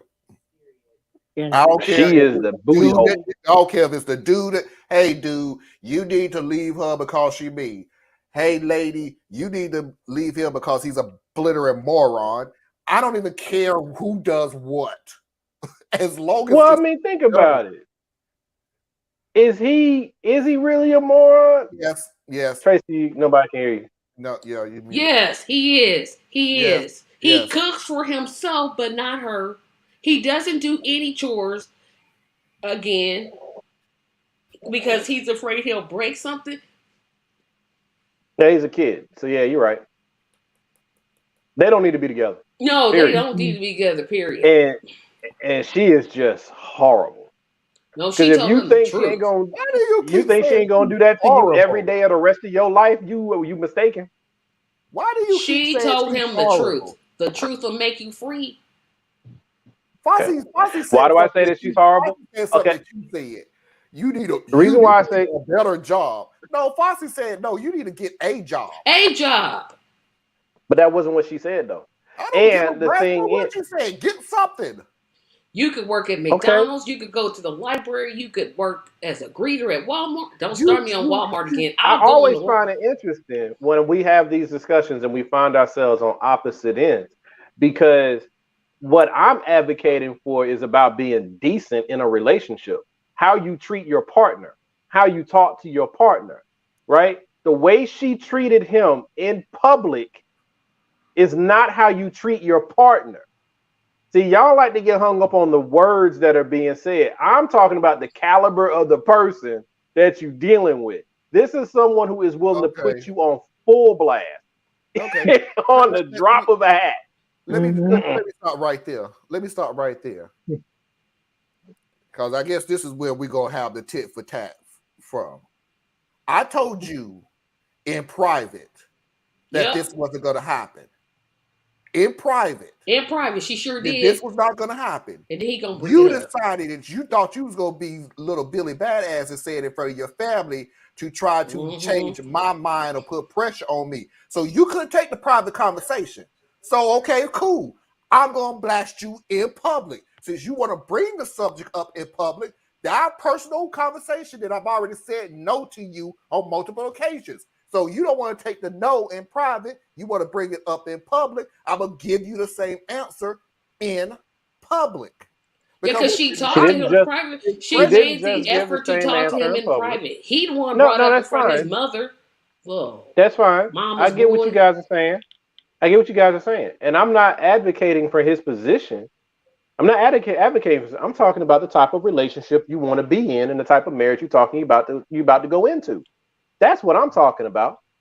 So this is a situation where, okay, we talked in private, and then you spilled it out here because you thought maybe by bringing it out here that your mama would be on your side. So then you have a little backup, right? First of all, you don't want to be in that situation with somebody either. But then the way she went for the nutsack when she went for the attack or the You know what he's clapback. saying? What she did was right. But we say I'm not saying that. Well, y'all did kind of say that. But what I'm saying is the caliber of the person is revealed in controversy. We have all had arguments and fights with our loved ones. How you respond matters. It says a lot about who you are. How nasty are you? How cruel can you be? All that comes out, and it comes out in the moments of adversity. He started it when he brought up the conversation in front of his He family. started it. What are we, 5? No, What are we, if 5? he hadn't You're in a brought it, relationship. no, if he had not brought it up in the first place, she probably wouldn't have snapped. You're doing She this whole said in private, and then he said, "I know what I'm gonna do. I'm gonna bring this up in front of my mother." Well, yes, if you start it, you better be able to finish it. Period. We are always on opposite sides of these. We are always on opposite sides of these because I argue from the standpoint of the basis of a relationship, and y'all like to argue from what just happened, and we always mismatch there. So that's cool. I'm just saying that type. Why did he bring it up? Not He's not a jerk for not bringing it up in front of his mother. Didn't I say he was? I said he was. Let me put it to you this way: in the basis of the relationship itself. Let me put it in the basis of the relationship itself. Let's stick it to the relationship. And trust me, because I'm married to Foxy. So what I say is gospel.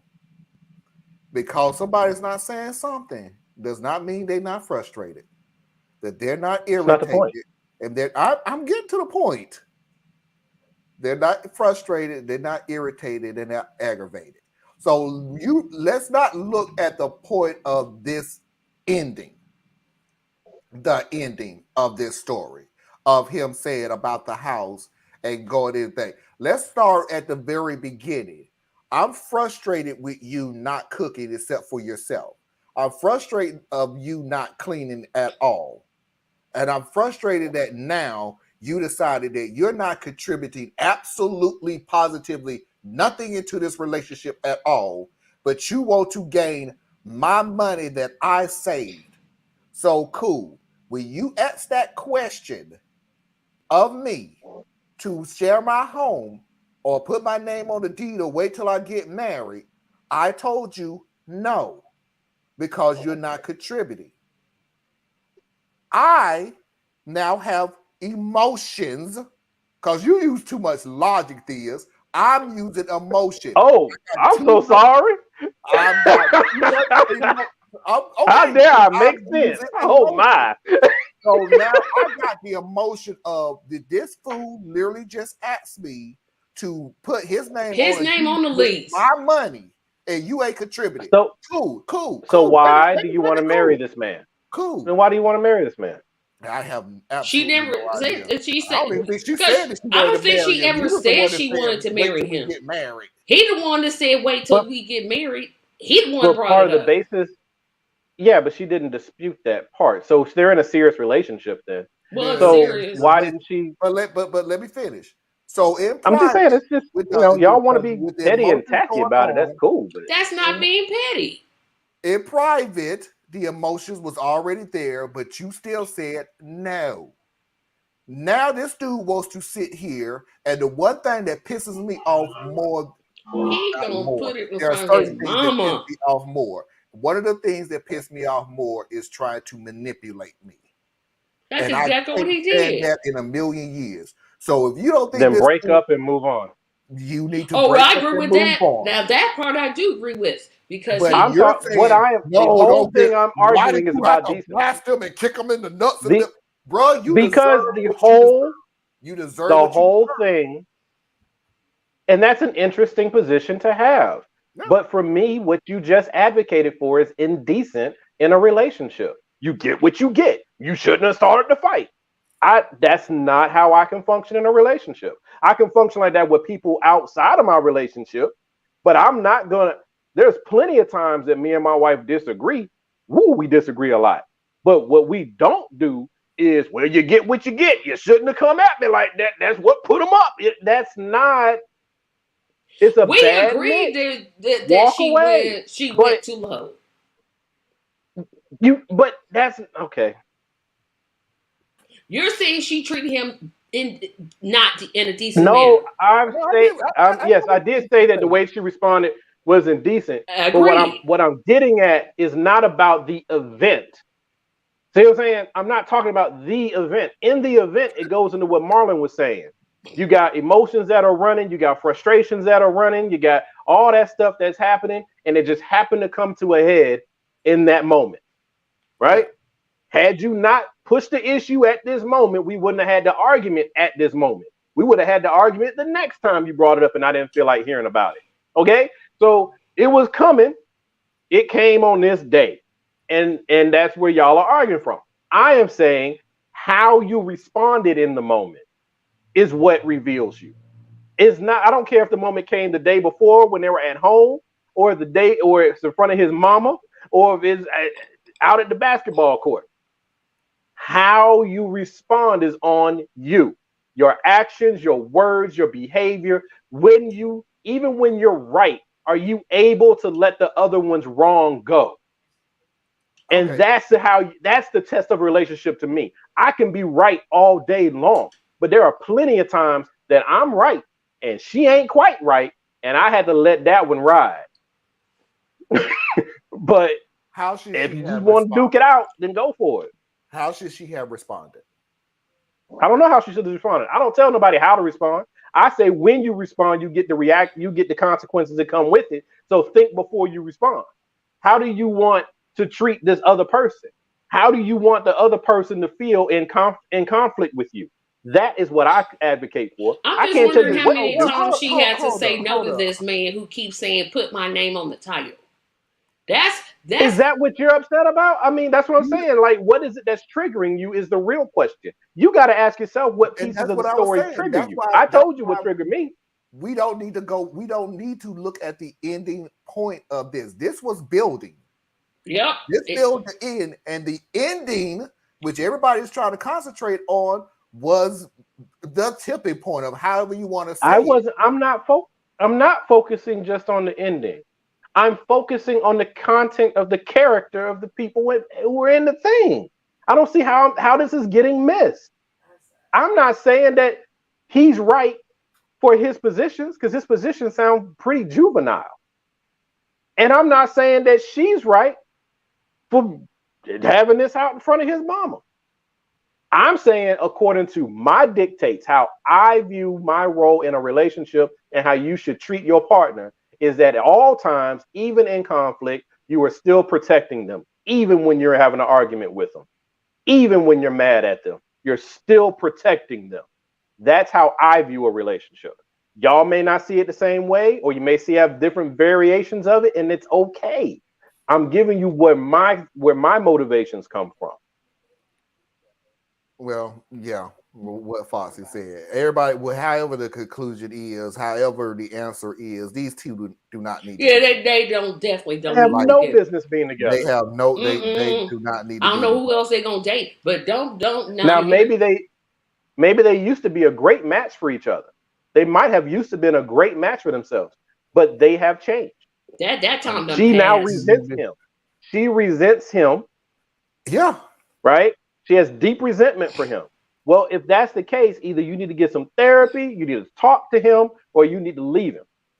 And then on his thing, it sounds like, and on his side, it sounds like he has some issues with his like insecurities, where he thinks because I'm the man in the relationship, I should have this particular input and this level of whatever, blah, blah, blah. So if we gonna have a house, we both gotta have a house.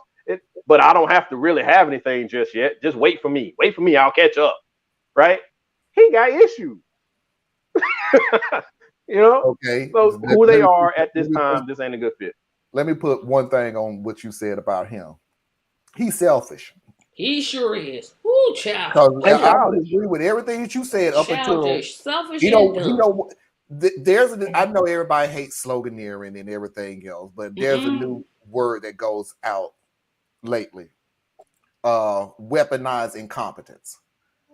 That's when you don't know. I don't know how to cook. I know how to cook for myself, but I don't want you to eat my cooking because you just want to cook for yourself. I don't want to clean the house because I may break something you don't like cleaning. Weaponized. Yeah, he's still 12. I don't know. I don't want to do something, so I'm going to tell you that I don't know how to do it. So you do everything, and so yeah, this dude is, like Thea said, 12. Don't insult 12-year-olds with this. This is that stage of development. If you've raised a teenager, that's that Which 11, 12, 13. 0? Respectfully, I understand. But I'm saying, if you have, that's that development band that they sit in. Even when they're great kids, they still, it's this selfish streak, man. And he's still there, grown, and 12. Ooh, 16, Man, 17 is the worst.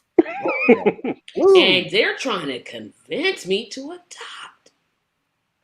Ooh, 16 and 17 is the worst. Gee, every kid is different. They all bring their own magic. All my children right now are wonderful. We got a few that we do look at them sideways, like, what the living hell are you thinking? But all of them at 16 and 17 was like, really? Are you serious with the things that you say? Are you serious with the things that you do? And honestly, yeah. I've told my daughter plenty of times, I love you. I love you so much. You have done great things. You have done wonderful strides. My oldest daughter graduated yesterday from college. Got her. And by the way, her college degree. But me and Foxy have told her when she was younger, you was an a-hole. You really was. But shouldn't she? That's a part of the process, though. Really, no, they shouldn't be. We'll but talk. If you have we'll talk when they get a-hole parents, then wouldn't you expect? Think about when they get up there. I got a 23-year-old. I'm saying that she it never shouldn't. had. I don't mean that they rough. I'm saying that's a part of the. You just said it's a part of the growing process. But that's what I'm saying. Unfortunately, it is. But every child ain't got to be that rough. Yeah, it's a part of mine when she was 16 was rough. Great kid, but everything misfired at 16. What I'm saying right now is, if you look at my daughters at 16 and 17, you would not know who they are now. It's literally looking at totally two different. Well, except one, because she just funny like that though, but she's a lot more better. But she's just. Well, right now, Tracy, I'm trying to convince you to run for state senate. Yeah. So Tracy for senate. Run for office. Tracy for senate. Let's run it. Let's do it. Let's roll with it. Congratulations. Hey, isn't Ohio close to Indiana? I don't know. I'm stuck with geography. Yes, I'm between Illinois and Ohio. And all right, so then you get with you and Nina and forget state senate. Both of y'all run for the federal senate. Let's do it. Y'all just out here with all the bad ideas today. Tia to be president. Tracy will be a congressman. Anna's already an ambassador No, I to have no Ukraine, so chance we ain't of got to worry winning about a that. congressional seat in Indianapolis. Y'all should strive to be Anna, the ambassador of The Ukraine. She's Ukraine, thank already you. in You're right. leadership. She represents a whole country. She represents a whole country. Oh, that got it. Told we were supposed to say Yeah, something. y'all just with all the bad ideas, except for Anna being the president of the ambassador to Ukraine. That's not a terrible idea. Me running for office, terrible idea. I disagree, but I that's okay. disagree with that. Disagree with the disagree. I raise your disagreement with another disagreement. Foxy's videos of the week.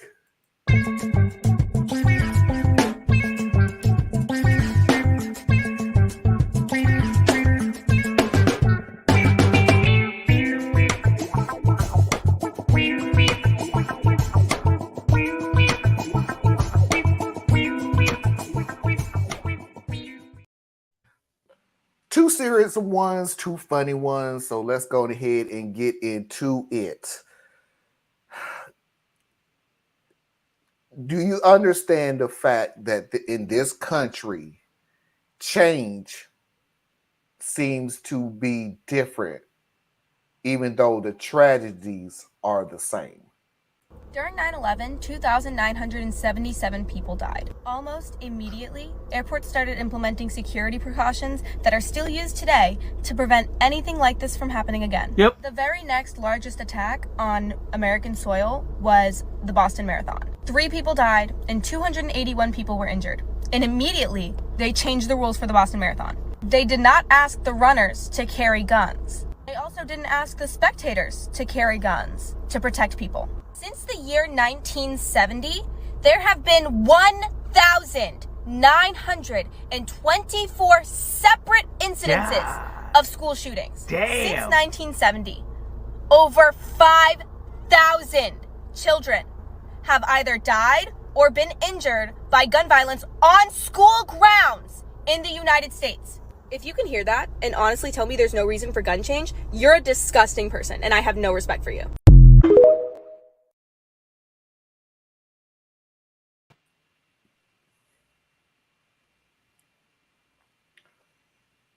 But I want it. The Second Amendment. I have rights.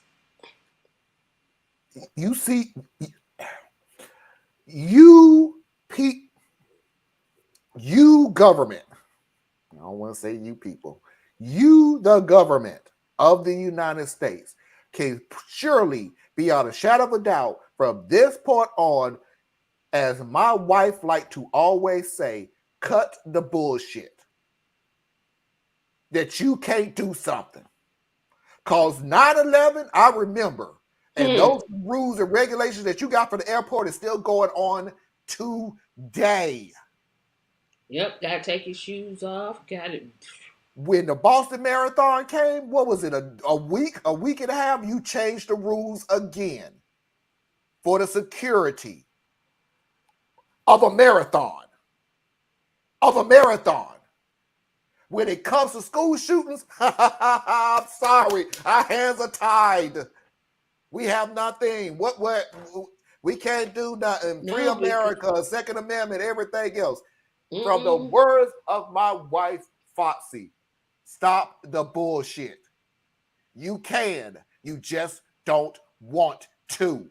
It's a totally different thing. I would rather you, like Thea say, I'd rather you just be honest and say that you just don't want to. Yeah, just go say ahead it. and just be out there like it. Stop saying that you can't do something. Nope. When 9/11 happened, boy, them damn rules was changed so quick. You got the organization together. You put a group of TSA agents together quicker than you put the rules and regulations or what they're supposed to do together. Still gotta take my shoes off. You had the scanners up before. You had scanners up within 24 hours at every airport. How would I know this? Because Charlotte was the second TSA point. The first point was Atlanta. And they rolled it out to all the other airports. How do I know that, Marlon? How would you know that, Marlon? Because I was a trainer who went to those other airports to help train other TSA agents on how to implement that stuff. So you can what's roll really hard. funny? You can roll hard when you really want to roll hard. You just don't want to. You just don't want to. Yeah, that's what's so funny about it. That's why I said, but I want it. Because that's what it like everything comes down to. Remember, we don't like being told no. You got the modern day plague just dropping folks left and right and left. Don't know what's happening, don't know where it's coming from. All we know is that it seems like it may be airborne. So, hey, everybody, put on a mask. But I don't want to. More rights. We got a mass shooting every day. It's like a 1-2 skip of you for mass shootings in America. Yeah. And you don't want to do anything about what guns are out there at what levels or quantities because you don't want to. Because you're right. America can't rise to any occasion because we're so spoiled that we can't handle being told no. Nope. Yeah. We're like a nation of toddlers. And it's just again, you shameful. insulting the toddlers. Stop insulting the children. LL, let me answer this question for you right now. And hello, LL. What's up? I hate to be the one to tell you, but more gun laws won't reduce school incidents. I moved away from that argument a long time ago by saying, do something. Anything. Because I don't want you to see. I nearly do. I am so sick and tired, and I'm not jumping on you, LL. I get exactly what you're saying.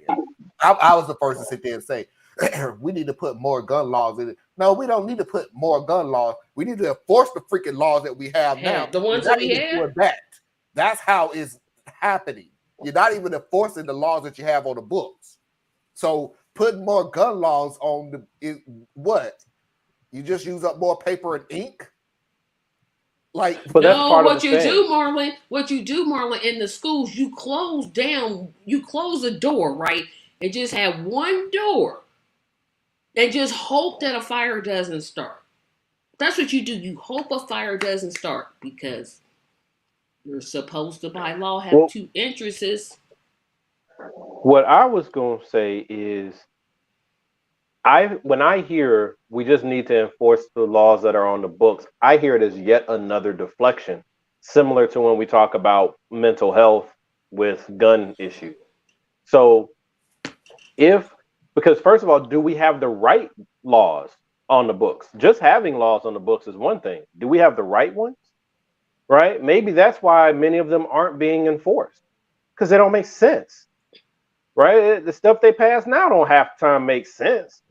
So to me, and I put this in one of my videos, folks, if you're in Congress, a big part of your job should be going through all the laws and getting rid of the ones that don't make sense anymore, updating the ones that need to be updated, and making new ones where there's new ones needed.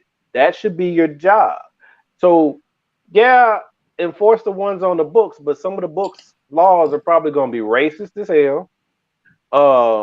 They're going to have loopholes miles wide. Yeah. You know, and then plus also it's also hard to prove a negative, right? So like when you're at work and you're responsible for relaying a message that comes from upstairs and your team never likes the message, at least I've not had it a time where upstairs sent something down and it made sense and everybody loved it. I haven't experienced that one yet. What do you have to tell them? Guys, gals, people, we have to try it. And if it breaks, we can say why it didn't work. But we can't say it's not going to work. And we haven't even tried it. So we want to stop what's happening with all these mass killings. And the first thing they say every single time, well, that ain't going to stop it.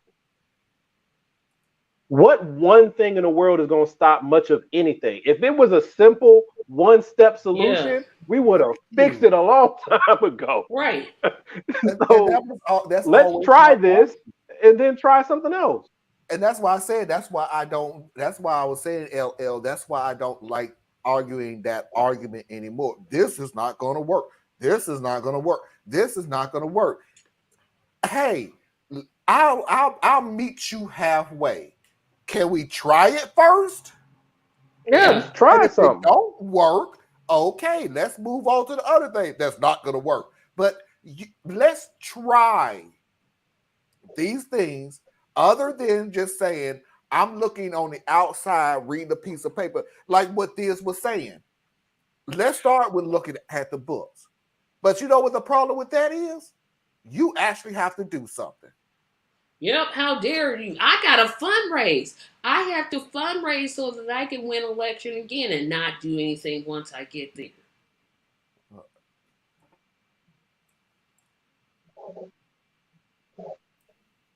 Sorry, I had to yell at W to Foxy. She going to No, but similar to like when you're dealing with your children or you're dealing with your employees or you're dealing with whatever, change is always going to be resisted because change is uncomfortable. So let's try it first.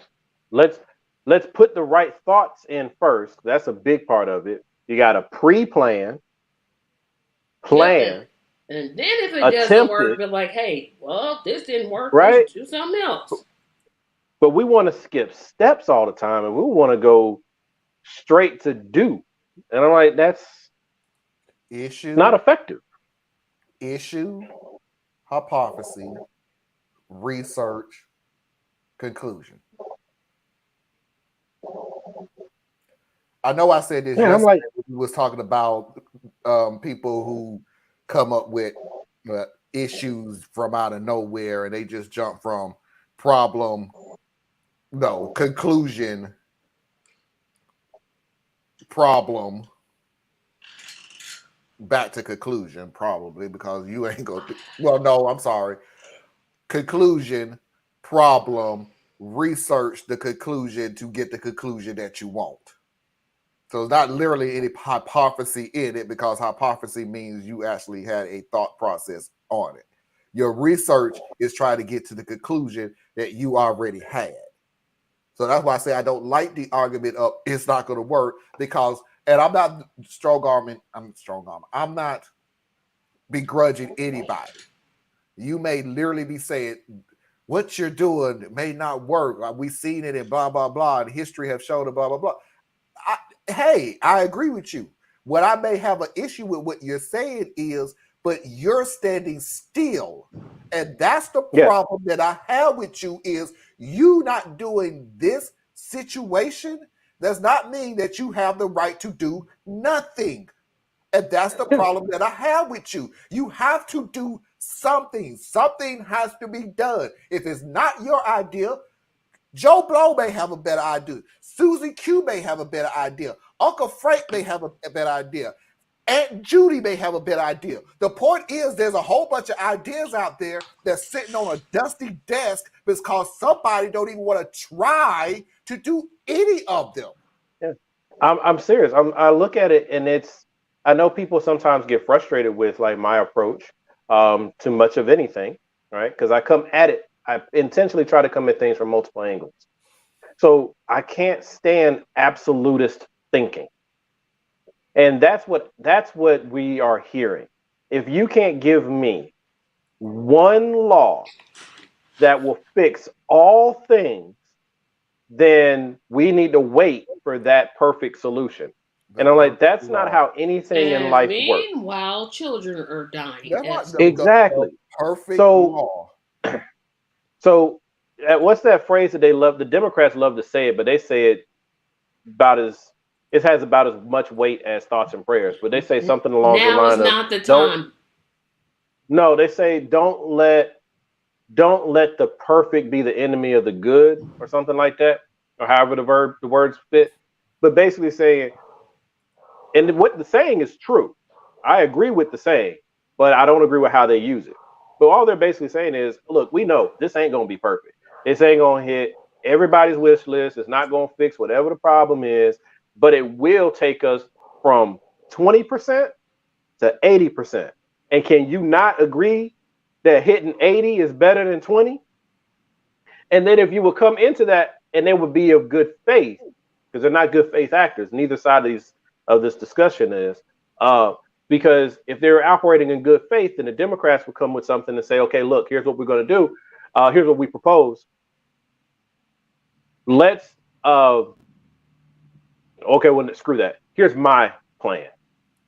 Couple different things. You got to get insurance out there, right? So everybody's about individualism. Okay, you can have whatever gun you want to have, right? Short of like bazookas and stuff. But you have whatever gun you want to have. You want AR-15s? You want Glock whatevers? Yeah, whatever you want. But you have to have insurance on each and every one of those weapons that you have, and those weapons have to be registered with the government. And based on the type of weapon you chose to have, your insurance is going to reflect that, because you're going to have to make sure that you are liable for whatever happens with this thing. You start making people up front be responsible for the care, custody, and the liability of these weapons, you will see some behavior changes. You will see people protecting their stuff a little bit better. Then at the same time, you got to go to the manufacturers. And you're going to be like, look, every gun that comes out of this store, you need to know exactly where it is at any given time up until the point that it is purchased. If you cannot account for every last one of them, then you are liable, right? Before an event even happens, the government comes in, they audit your records. I got 3,000 guns that I can't find a buyer for. Now you shut them down, sue them, whatever you do, right? Then on the other side, you got to get universal health care. I'm sorry, you just got to do it, because when someone gets shot or someone gets hurt, I don't want to be wondering who their insurance company is. I don't want them having to worry about because they were at the wrong place at the wrong time. Now their family is bankrupt because they got shot in the dressing room at a Dillard's. Okay, so that has happened. We got to come at it with so many layers, but everyone wants to just sit back and say, well, if we just get rid of the AR-15, everything will be okay. And the thing is, the AR-15 is one particular type of gun. Yeah. One. Right? And it comes in like 100 variations. And then there's clones and duplicates and ghost guns and all these. And people making guns. I'll just make one at home. So the trick is, if you really want to take care of these kids, yes, you do need. The reality of the situation is we do have to do something about how the schools are secured. I hate that I even have to say that. I really, because it already upsets me when I go to my daughter's schools and they feel like I'm in some kind of juvenile detention center or a jail.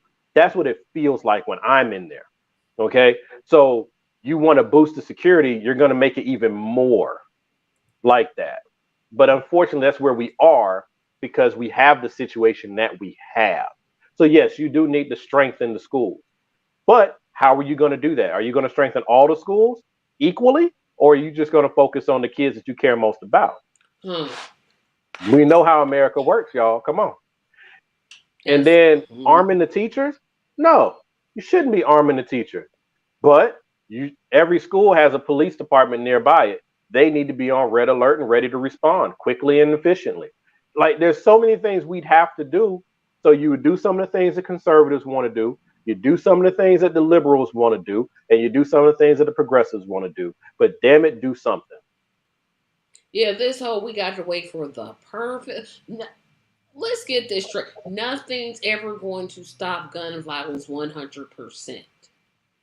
Nothing. People are going to keep peopling. Yep. Let me go ahead. And every time one of y'all knuckleheads say some junk about, well, it's not the gun, it's the shooter. They got mental health issues. I need a Democrat to take their head out their ass whenever that is brought up to them and say, well, let's start there. Nope. You said that mental health is the problem, why all these things are happening. How do we help with the mental health crisis in this country so that we can get ahead of the problem? If you want to blame it on mental health, which I already have a problem with, because most people with mental health issues are very peaceful. Okay? They just mind their business like everybody else. But if you want to blame it on mental health and you don't want to talk about the guns, okay, let's start there. And stop cutting out your behavioral health budget and then, no, you just cut it. We know where your priorities lie. And let me go ahead and do this real quick so we can move on because it's getting late and I surely cannot do another 3-hour show. No, I gotta be up at 5 o'clock. No, I gotta be up at 6. Yesterday was almost 4 hours. Yep, it sure was. I'm like, y'all just talk too much. I'm like, ooh, they don't shut up. We missed each other. LL, what you're putting in the comments is what we've been saying for the longest time. We can sit here on the sideline. We can come up with ideas. We can come up with every idea that we could possibly come up with. And we can come up with every idea why that's not going to work. Sure That's can. not my argument. That's not my argument anymore. I can't argue this is not going to work because of this. This is not going to work because of this. History has shown this to haven't worked. But I can't do that because the alternative is, and I'm not saying LL that you're doing it, but the alternative, if we're going to use history, is the alternative is if this is not going to work, we're not going to do nothing. That's what history has shown. That if this does not literally eliminate all issues that we ever had in this country since day one, we're not going to do absolutely nothing at all.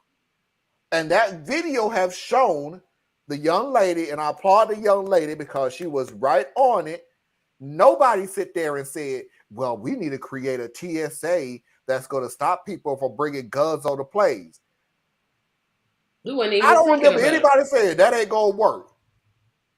Even if they did, they didn't listen. This is what happened, and this is what we're going to do, and you need to suck it up. That was what happened. That's exactly what happened. We have sat there many times sitting there going, why are we still taking our freaking shoes off on one person with a... And they still make you take your shoes off when you walk. They not changing? My point is, they didn't ask, would this work? They just went, this is what we're going to do. Suck it up if you don't like it. Period. Point blank in a subject, moving on. So when we keep coming up with it, that's not going to work. That's not going to work. That's not going to work. That's not going to work. Hey, you know what? Let's try to find out what happens. And granted, LL, I'll even put this out there like this. We know, we on this show, because this is a very smart panel, we can smell BS from a mile away. If you implement something that we know damn well is going to be racist, bigoted, homophobic, xenophobic, and everything else, we know damn well why you put that law and why that law passed so damn quickly. Yeah. We know. We know. So don't even worry about that's not going to work because you know it's going to be against the black community. We fucking know that. We got laws on the book right now that's against the black community. We already know that. If you're not white, a male, and rich, you're straight. Oh, straight. I'm sorry. Black, male, straight, rich person in this country. You said white male, not black male. You mean white, not black. White, male, straight, and rich. You're the most secure individual in this country. You sure are. And life still ain't fair for you either. Laws on the book to make sure that you are. So don't even worry about it. We can smell the BS when it comes across. And we'll report it on here, and we'll get the word out as far as we can. But let's go ahead and move on. One more serious one that we've talked about on this show, and we kind of alluded on it a little bit of that last rant. making up issues where there's not any issues. Have you ever heard of any teacher blaming a third grader for the atrocities of history? I have not heard of that happening in Has South anybody Carolina. in here ever heard of any teacher in South Carolina blaming a third grader or a fourth grader or a fifth grader for any of the atrocities of history? I can't speak for everybody else. I mean, I answered it as to me. What is the problem? Because you've said no one has ever complained. There has not been one complaint or one record of a teacher blaming an individual student for anything that has happened in history. It concerns me because this sounds like Fox News talking points. I mean, just stuff that people just make up to get people all riled up, is that they're telling your kids that you're inferior, that you are responsible for a certain segment of the population being enslaved or Jim Crowism. I mean, that has never happened in South Carolina. Carolina, North North Carolina, it ain't happening. Alabama, Mississippi, Alaska, Hawaii, California, New Hampshire. It ain't never happened. And the list goes on and on. You create an issue that has never been an issue. And you make it an issue. So you make it an issue. Well, so yeah, you will flat out lie and go, they're trying to tell your kids that they're responsible. What? First of all, I'm a more, when it comes to kids, I'm a little more positive. Because I got to the point now where I see that little kids are not putting up with the BS as much. They don't have the power, obviously. So no child is going to sit there and go, you are the reason why my ancestors were slaves. No, but it happens in reverse. I wasn't even born yet. My mama wasn't even born yet. My grandmother wasn't even born yet. How you going to tell 8-year-old little Tommy that he was the reason? It happens in reverse, though. My middle child came to me when she was in the 1st grade because some little white boy in her class came and told her that she had to be his slave because she's black. Oh, so please say you had a conversation. The with reality. We talking about I didn't have to say nothing about to their parent, because my child addressed this on the spot. But you gotta remember who my kid. But the thing about it though is, we all know that here in America, by the time your child is 9 years old, they will, if they're black, they will have a wake-up call. They sure will. Their childhood will be interrupted by the time they're 9. So that's part of where the irritation comes from on our side of the aisle, where you're so worried about your projection, your guilty projection onto the situation when it's not even happening, but you're not concerned about our children who are robbed of their childhood by your children. Right. See that you're more they want to be victims so bad. You won't. That's a better way of saying. There you go. Stop playing the freaking victim and sorry if this riles people up on your imaginary BS, because that's what it is. It's imaginary. It doesn't happen. It hasn't happened. Critical race theory. Just because you found one little word that said anything about black people in it, you have an issue, and now they're trying to teach it to you in the 1st grade. You always want to play the victim, and I get exactly why you're doing it. So hold on tight. I'm ready for the emails to come my way and the comments at the bottom. So hold on tight. You have to literally play the victim because you have to get a round of people to come to come and hug you and love you and support you and protect you from the actual victims who haven't even fucked with you. So you know who the real victims are. You understand what they've gone through. You understand their plight then and now. So You know, that's part of what they used to call the white man's burden. Yeah. Where you've been so horrible throughout your history. You are horrible to each other in Europe. And then you went around the world being horrible to everybody. And you know how you would respond to the level of adversity that you visited on others. So culturally, you cannot understand why the reaction hasn't happened yet. So you're always on edge and you're always preparing for the fight that in your mind has to come. Yep. Right? In your mind, the fight has to come. You just don't know when it's going to be. And you can't reconcile how the people who have a legitimate reason to hate you don't hate you. We just want you to not mess with us anymore. Yeah, just that's all. Don't shoot us. That's it. We have sat there when January 6th happened. And I got emails and texts and everything else. Are you happy that it happened? This is what you want to happen? And I'm like, no, this is not what I wanted to happen, because you constantly think because of what you did during the George Floyd protest that now this is payback. We don't. It had nothing to do with us.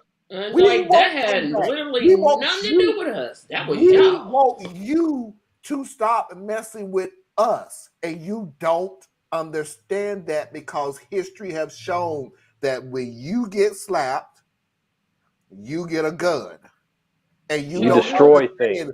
You don't understand why we don't do the same thing. So you're ready and surrounding the troops for the guns. When all we have constantly kept saying is, we don't want any of you to be unalive. We just want you to stop unaliving us. And you don't understand that concept. You still thinking there's a rabbit in a hat and all of this is a trick.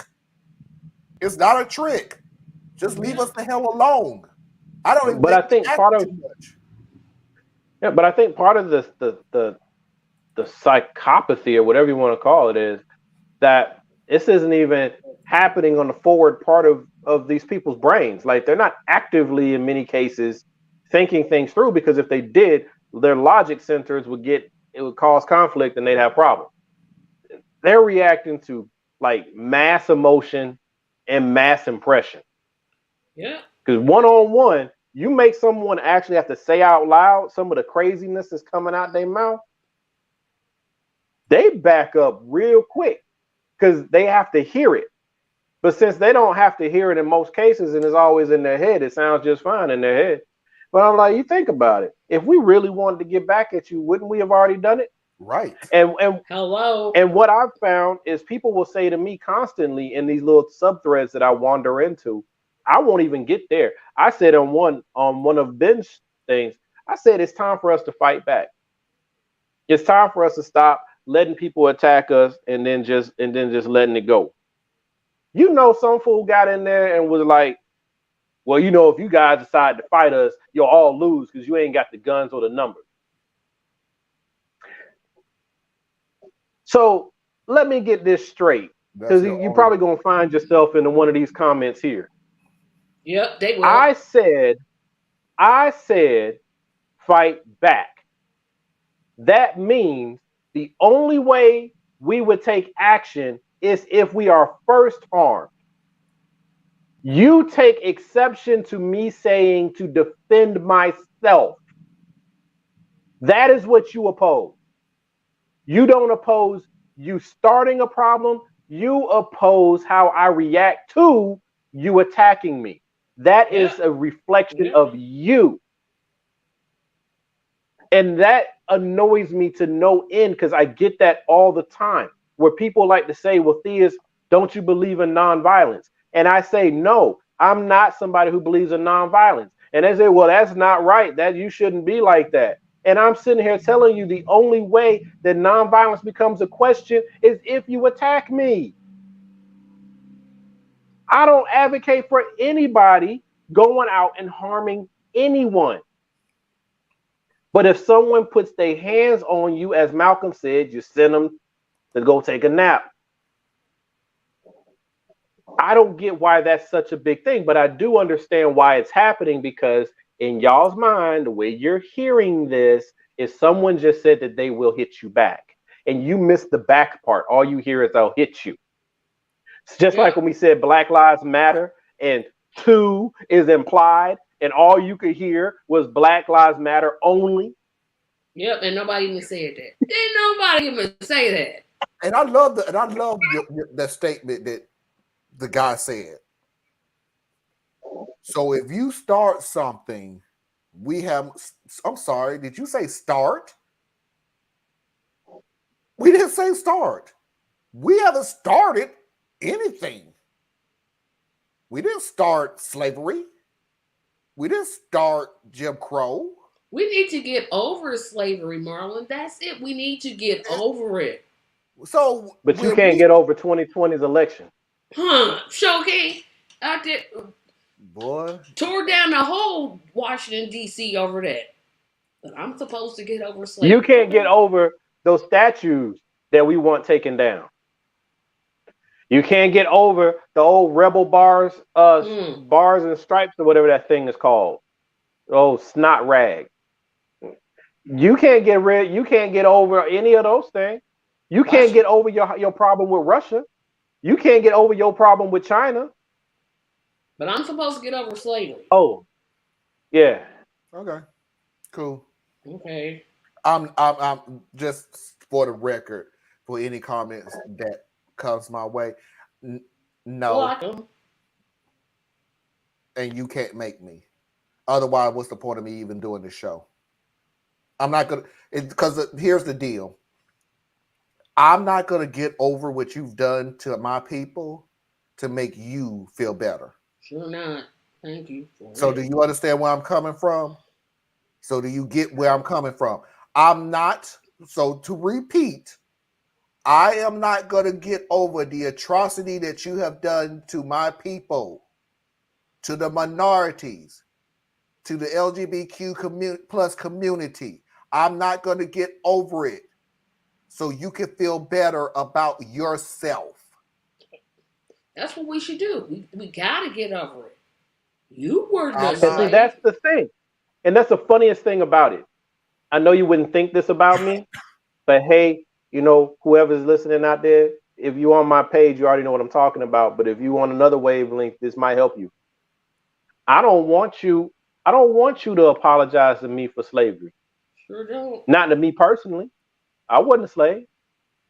Nope. My issue is you continue the atrocities from slavery heading all the way into the present, and you benefit. This is the piece, folks. Hear me. You still benefit from that legacy. We are still being punished by that legacy, and you are still being benefited by that legacy. So what the real thing that we are calling for is for you to address the inequality, the inequity that comes from that legacy. I do not care if your family personally owned slaves. I don't care, because my problem is not with you as an individual. My problem is with the system. But if one black person can succeed, why can't the rest of us? Because it's an outlier. No, I mean, I'm being sarcastic. But she's right. Oh, that's no, the no, case no. they make. They do the bootstrap argument, the striver argument.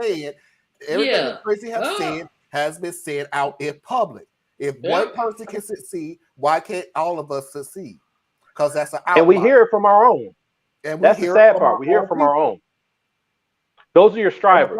And here's the funny thing about it. Is I apologize. I didn't mean to cut you off. Here's the funny thing about it. The people who sit there and point out the outliers of why they succeed quote unquote, are unsuccessful.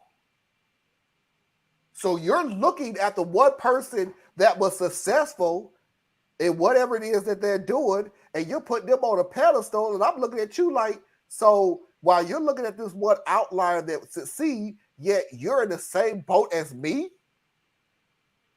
Make it make sense. But they're not complaining. That's all you do is complain. You complain. Yeah, all you people do is complain. Yeah, you talk when we say you talk, or we talk when they say we talk. Oh, I didn't know that. Well, the big thing is everyone is talking past each other, and they're not trying to get anything done. And that's really what it is. Everybody wants to rest in their grievance, and that's on both sides of this equation. And I'm not a both sides person, and the two sides are not equal.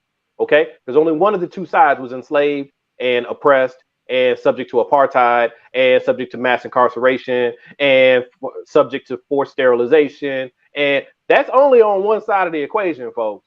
Okay, but I'm not saying that you can't have grievances.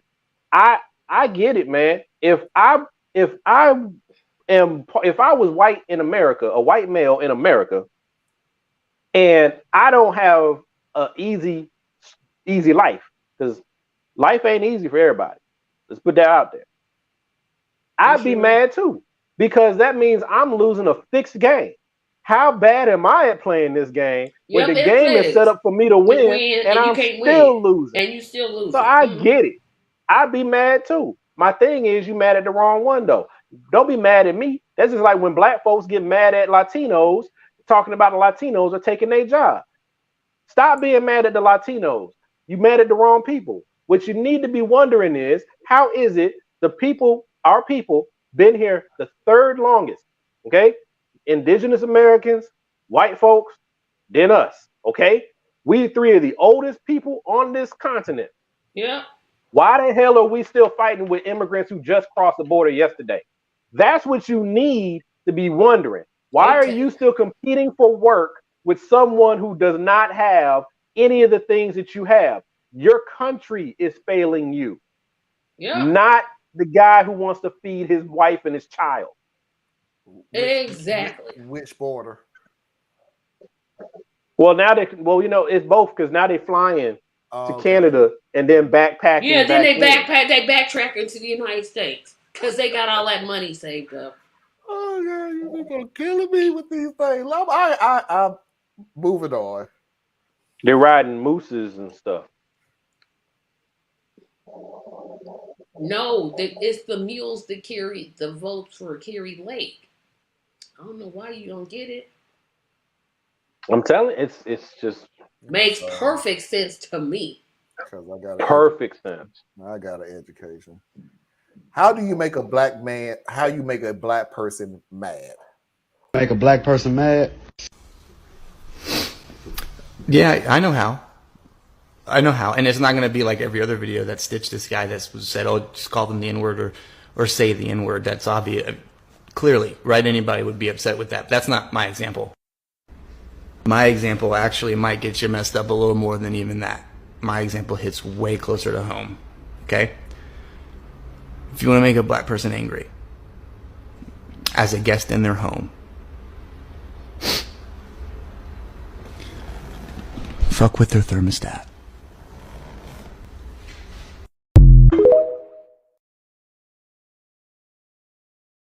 Make me mad. Wonk, wonk, wonk. Now you better not touch my thermostat, but I'm gonna hurt you if you use the N-word. I ain't gonna hurt you for messing with my thermostat. Yeah, my thermostat. I'm like, okay. You just ain't gonna be invited back to my house, and you'll be wondering why. I pulled it up because I was like, I would be pissed off, but it would be pissed off because you mess with the thermostat. And I'm more practical and go, why do you feel like you could come in my house and just dictate anything? You too cold, you too hot, blah, blah, blah, whatever. Like, dude, no. All right, let's move on to the last and final video of the night. Oh, we gonna get done before 10:30. We are. Well, Depends on how this video go. Somebody go help Uncle Randy. Hey everyone, I just wanted to give an update on Uncle Randy. As you know, he had a Bud Light over the weekend and woke up gay. We've been monitoring him, showing him guns and ammo magazines, and, trying to bring him back. Things aren't looking too good, though. I stopped by yesterday, actually, and he had taken out all of his Lions Not Sheep stickers from his truck. And then I stopped by today, and the truck wasn't even there. There was a Subaru in the driveway, and I went in and I said, Randy, whose Subaru is this out in the driveway? Is it yours? And he said, yas, bitch.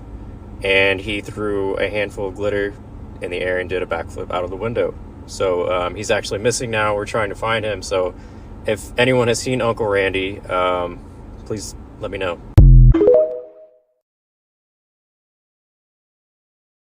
It's that Bud Light.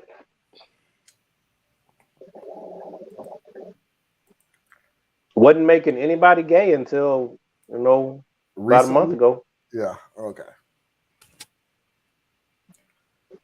Oh boy, what we got out here? What we got? Cheap.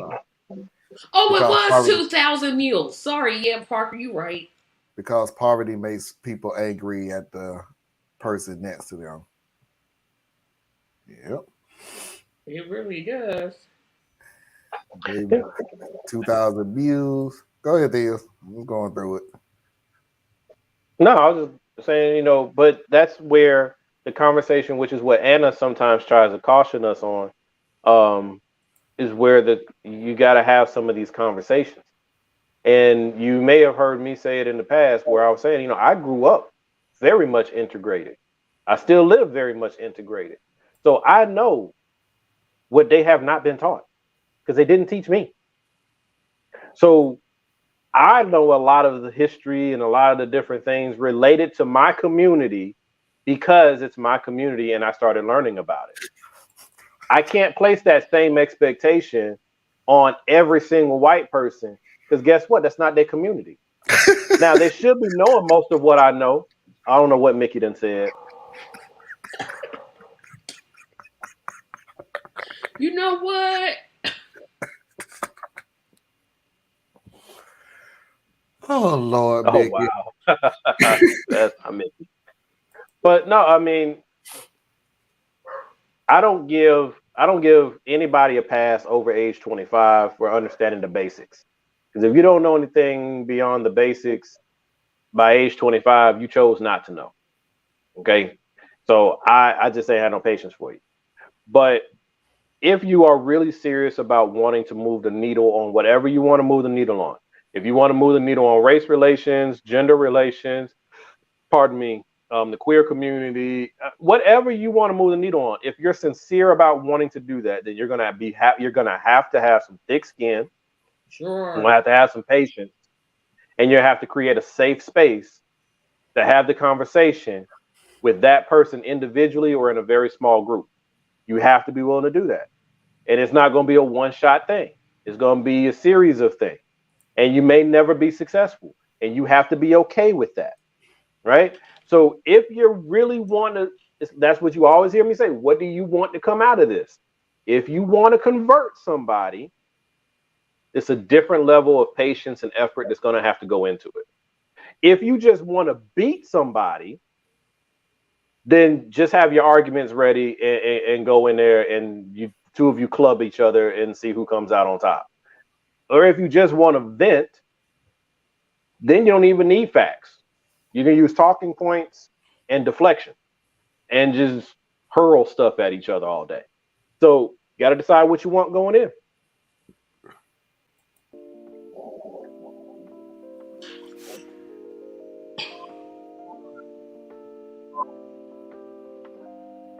But long weekend. Tracy, tell everybody where they can find you. You can find all of my videos and my live shows at tracymediallc.com. Diaz? Hey guys, come to check me out via Patreon. Go to my Patreon page, patreon.com/complexmind. You have free trials. So that's where you're going to see any of my videos I've been putting up as of late, and also the things that we're doing with working with the children. So check that out, please, and thank you. Anna? BoreliaEtc.com. Ladies and gentlemen, and boys, this is Borrelia Awareness Month, isn't it, Anna? Lyme disease awareness month. Lyme disease awareness month. So is there, you mind telling a quick, like you said this on the last time, maybe? Okay. So, well, we already went over the fact that the bugs are coming out and need to take care of yourselves. I'm going to say something about your pets tonight. Every time you run your hands through your pet's hair, if they go outside, if there is one animal in the house that goes outside, you should be checking to see if anything is on there differently. Because it is so easy to miss. Ticks are tiny. Some of them you can't even feel a bite. This can ruin your life and you don't even know where it all started. So the more you up your awareness, the better off everybody can be.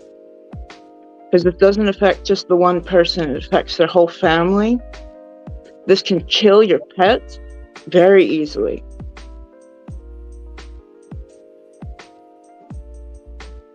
Thank you. thank you, Anna. Thank you, Anna. Thank you. Ladies and gentlemen, boys and girls, children of all ages, non-conforming individuals, that is our show for tonight. I do appreciate Tracy, Theus, and Anna coming on to the show. We will be back next week with God knows what. And until next time, we will see you when we see you. Peace.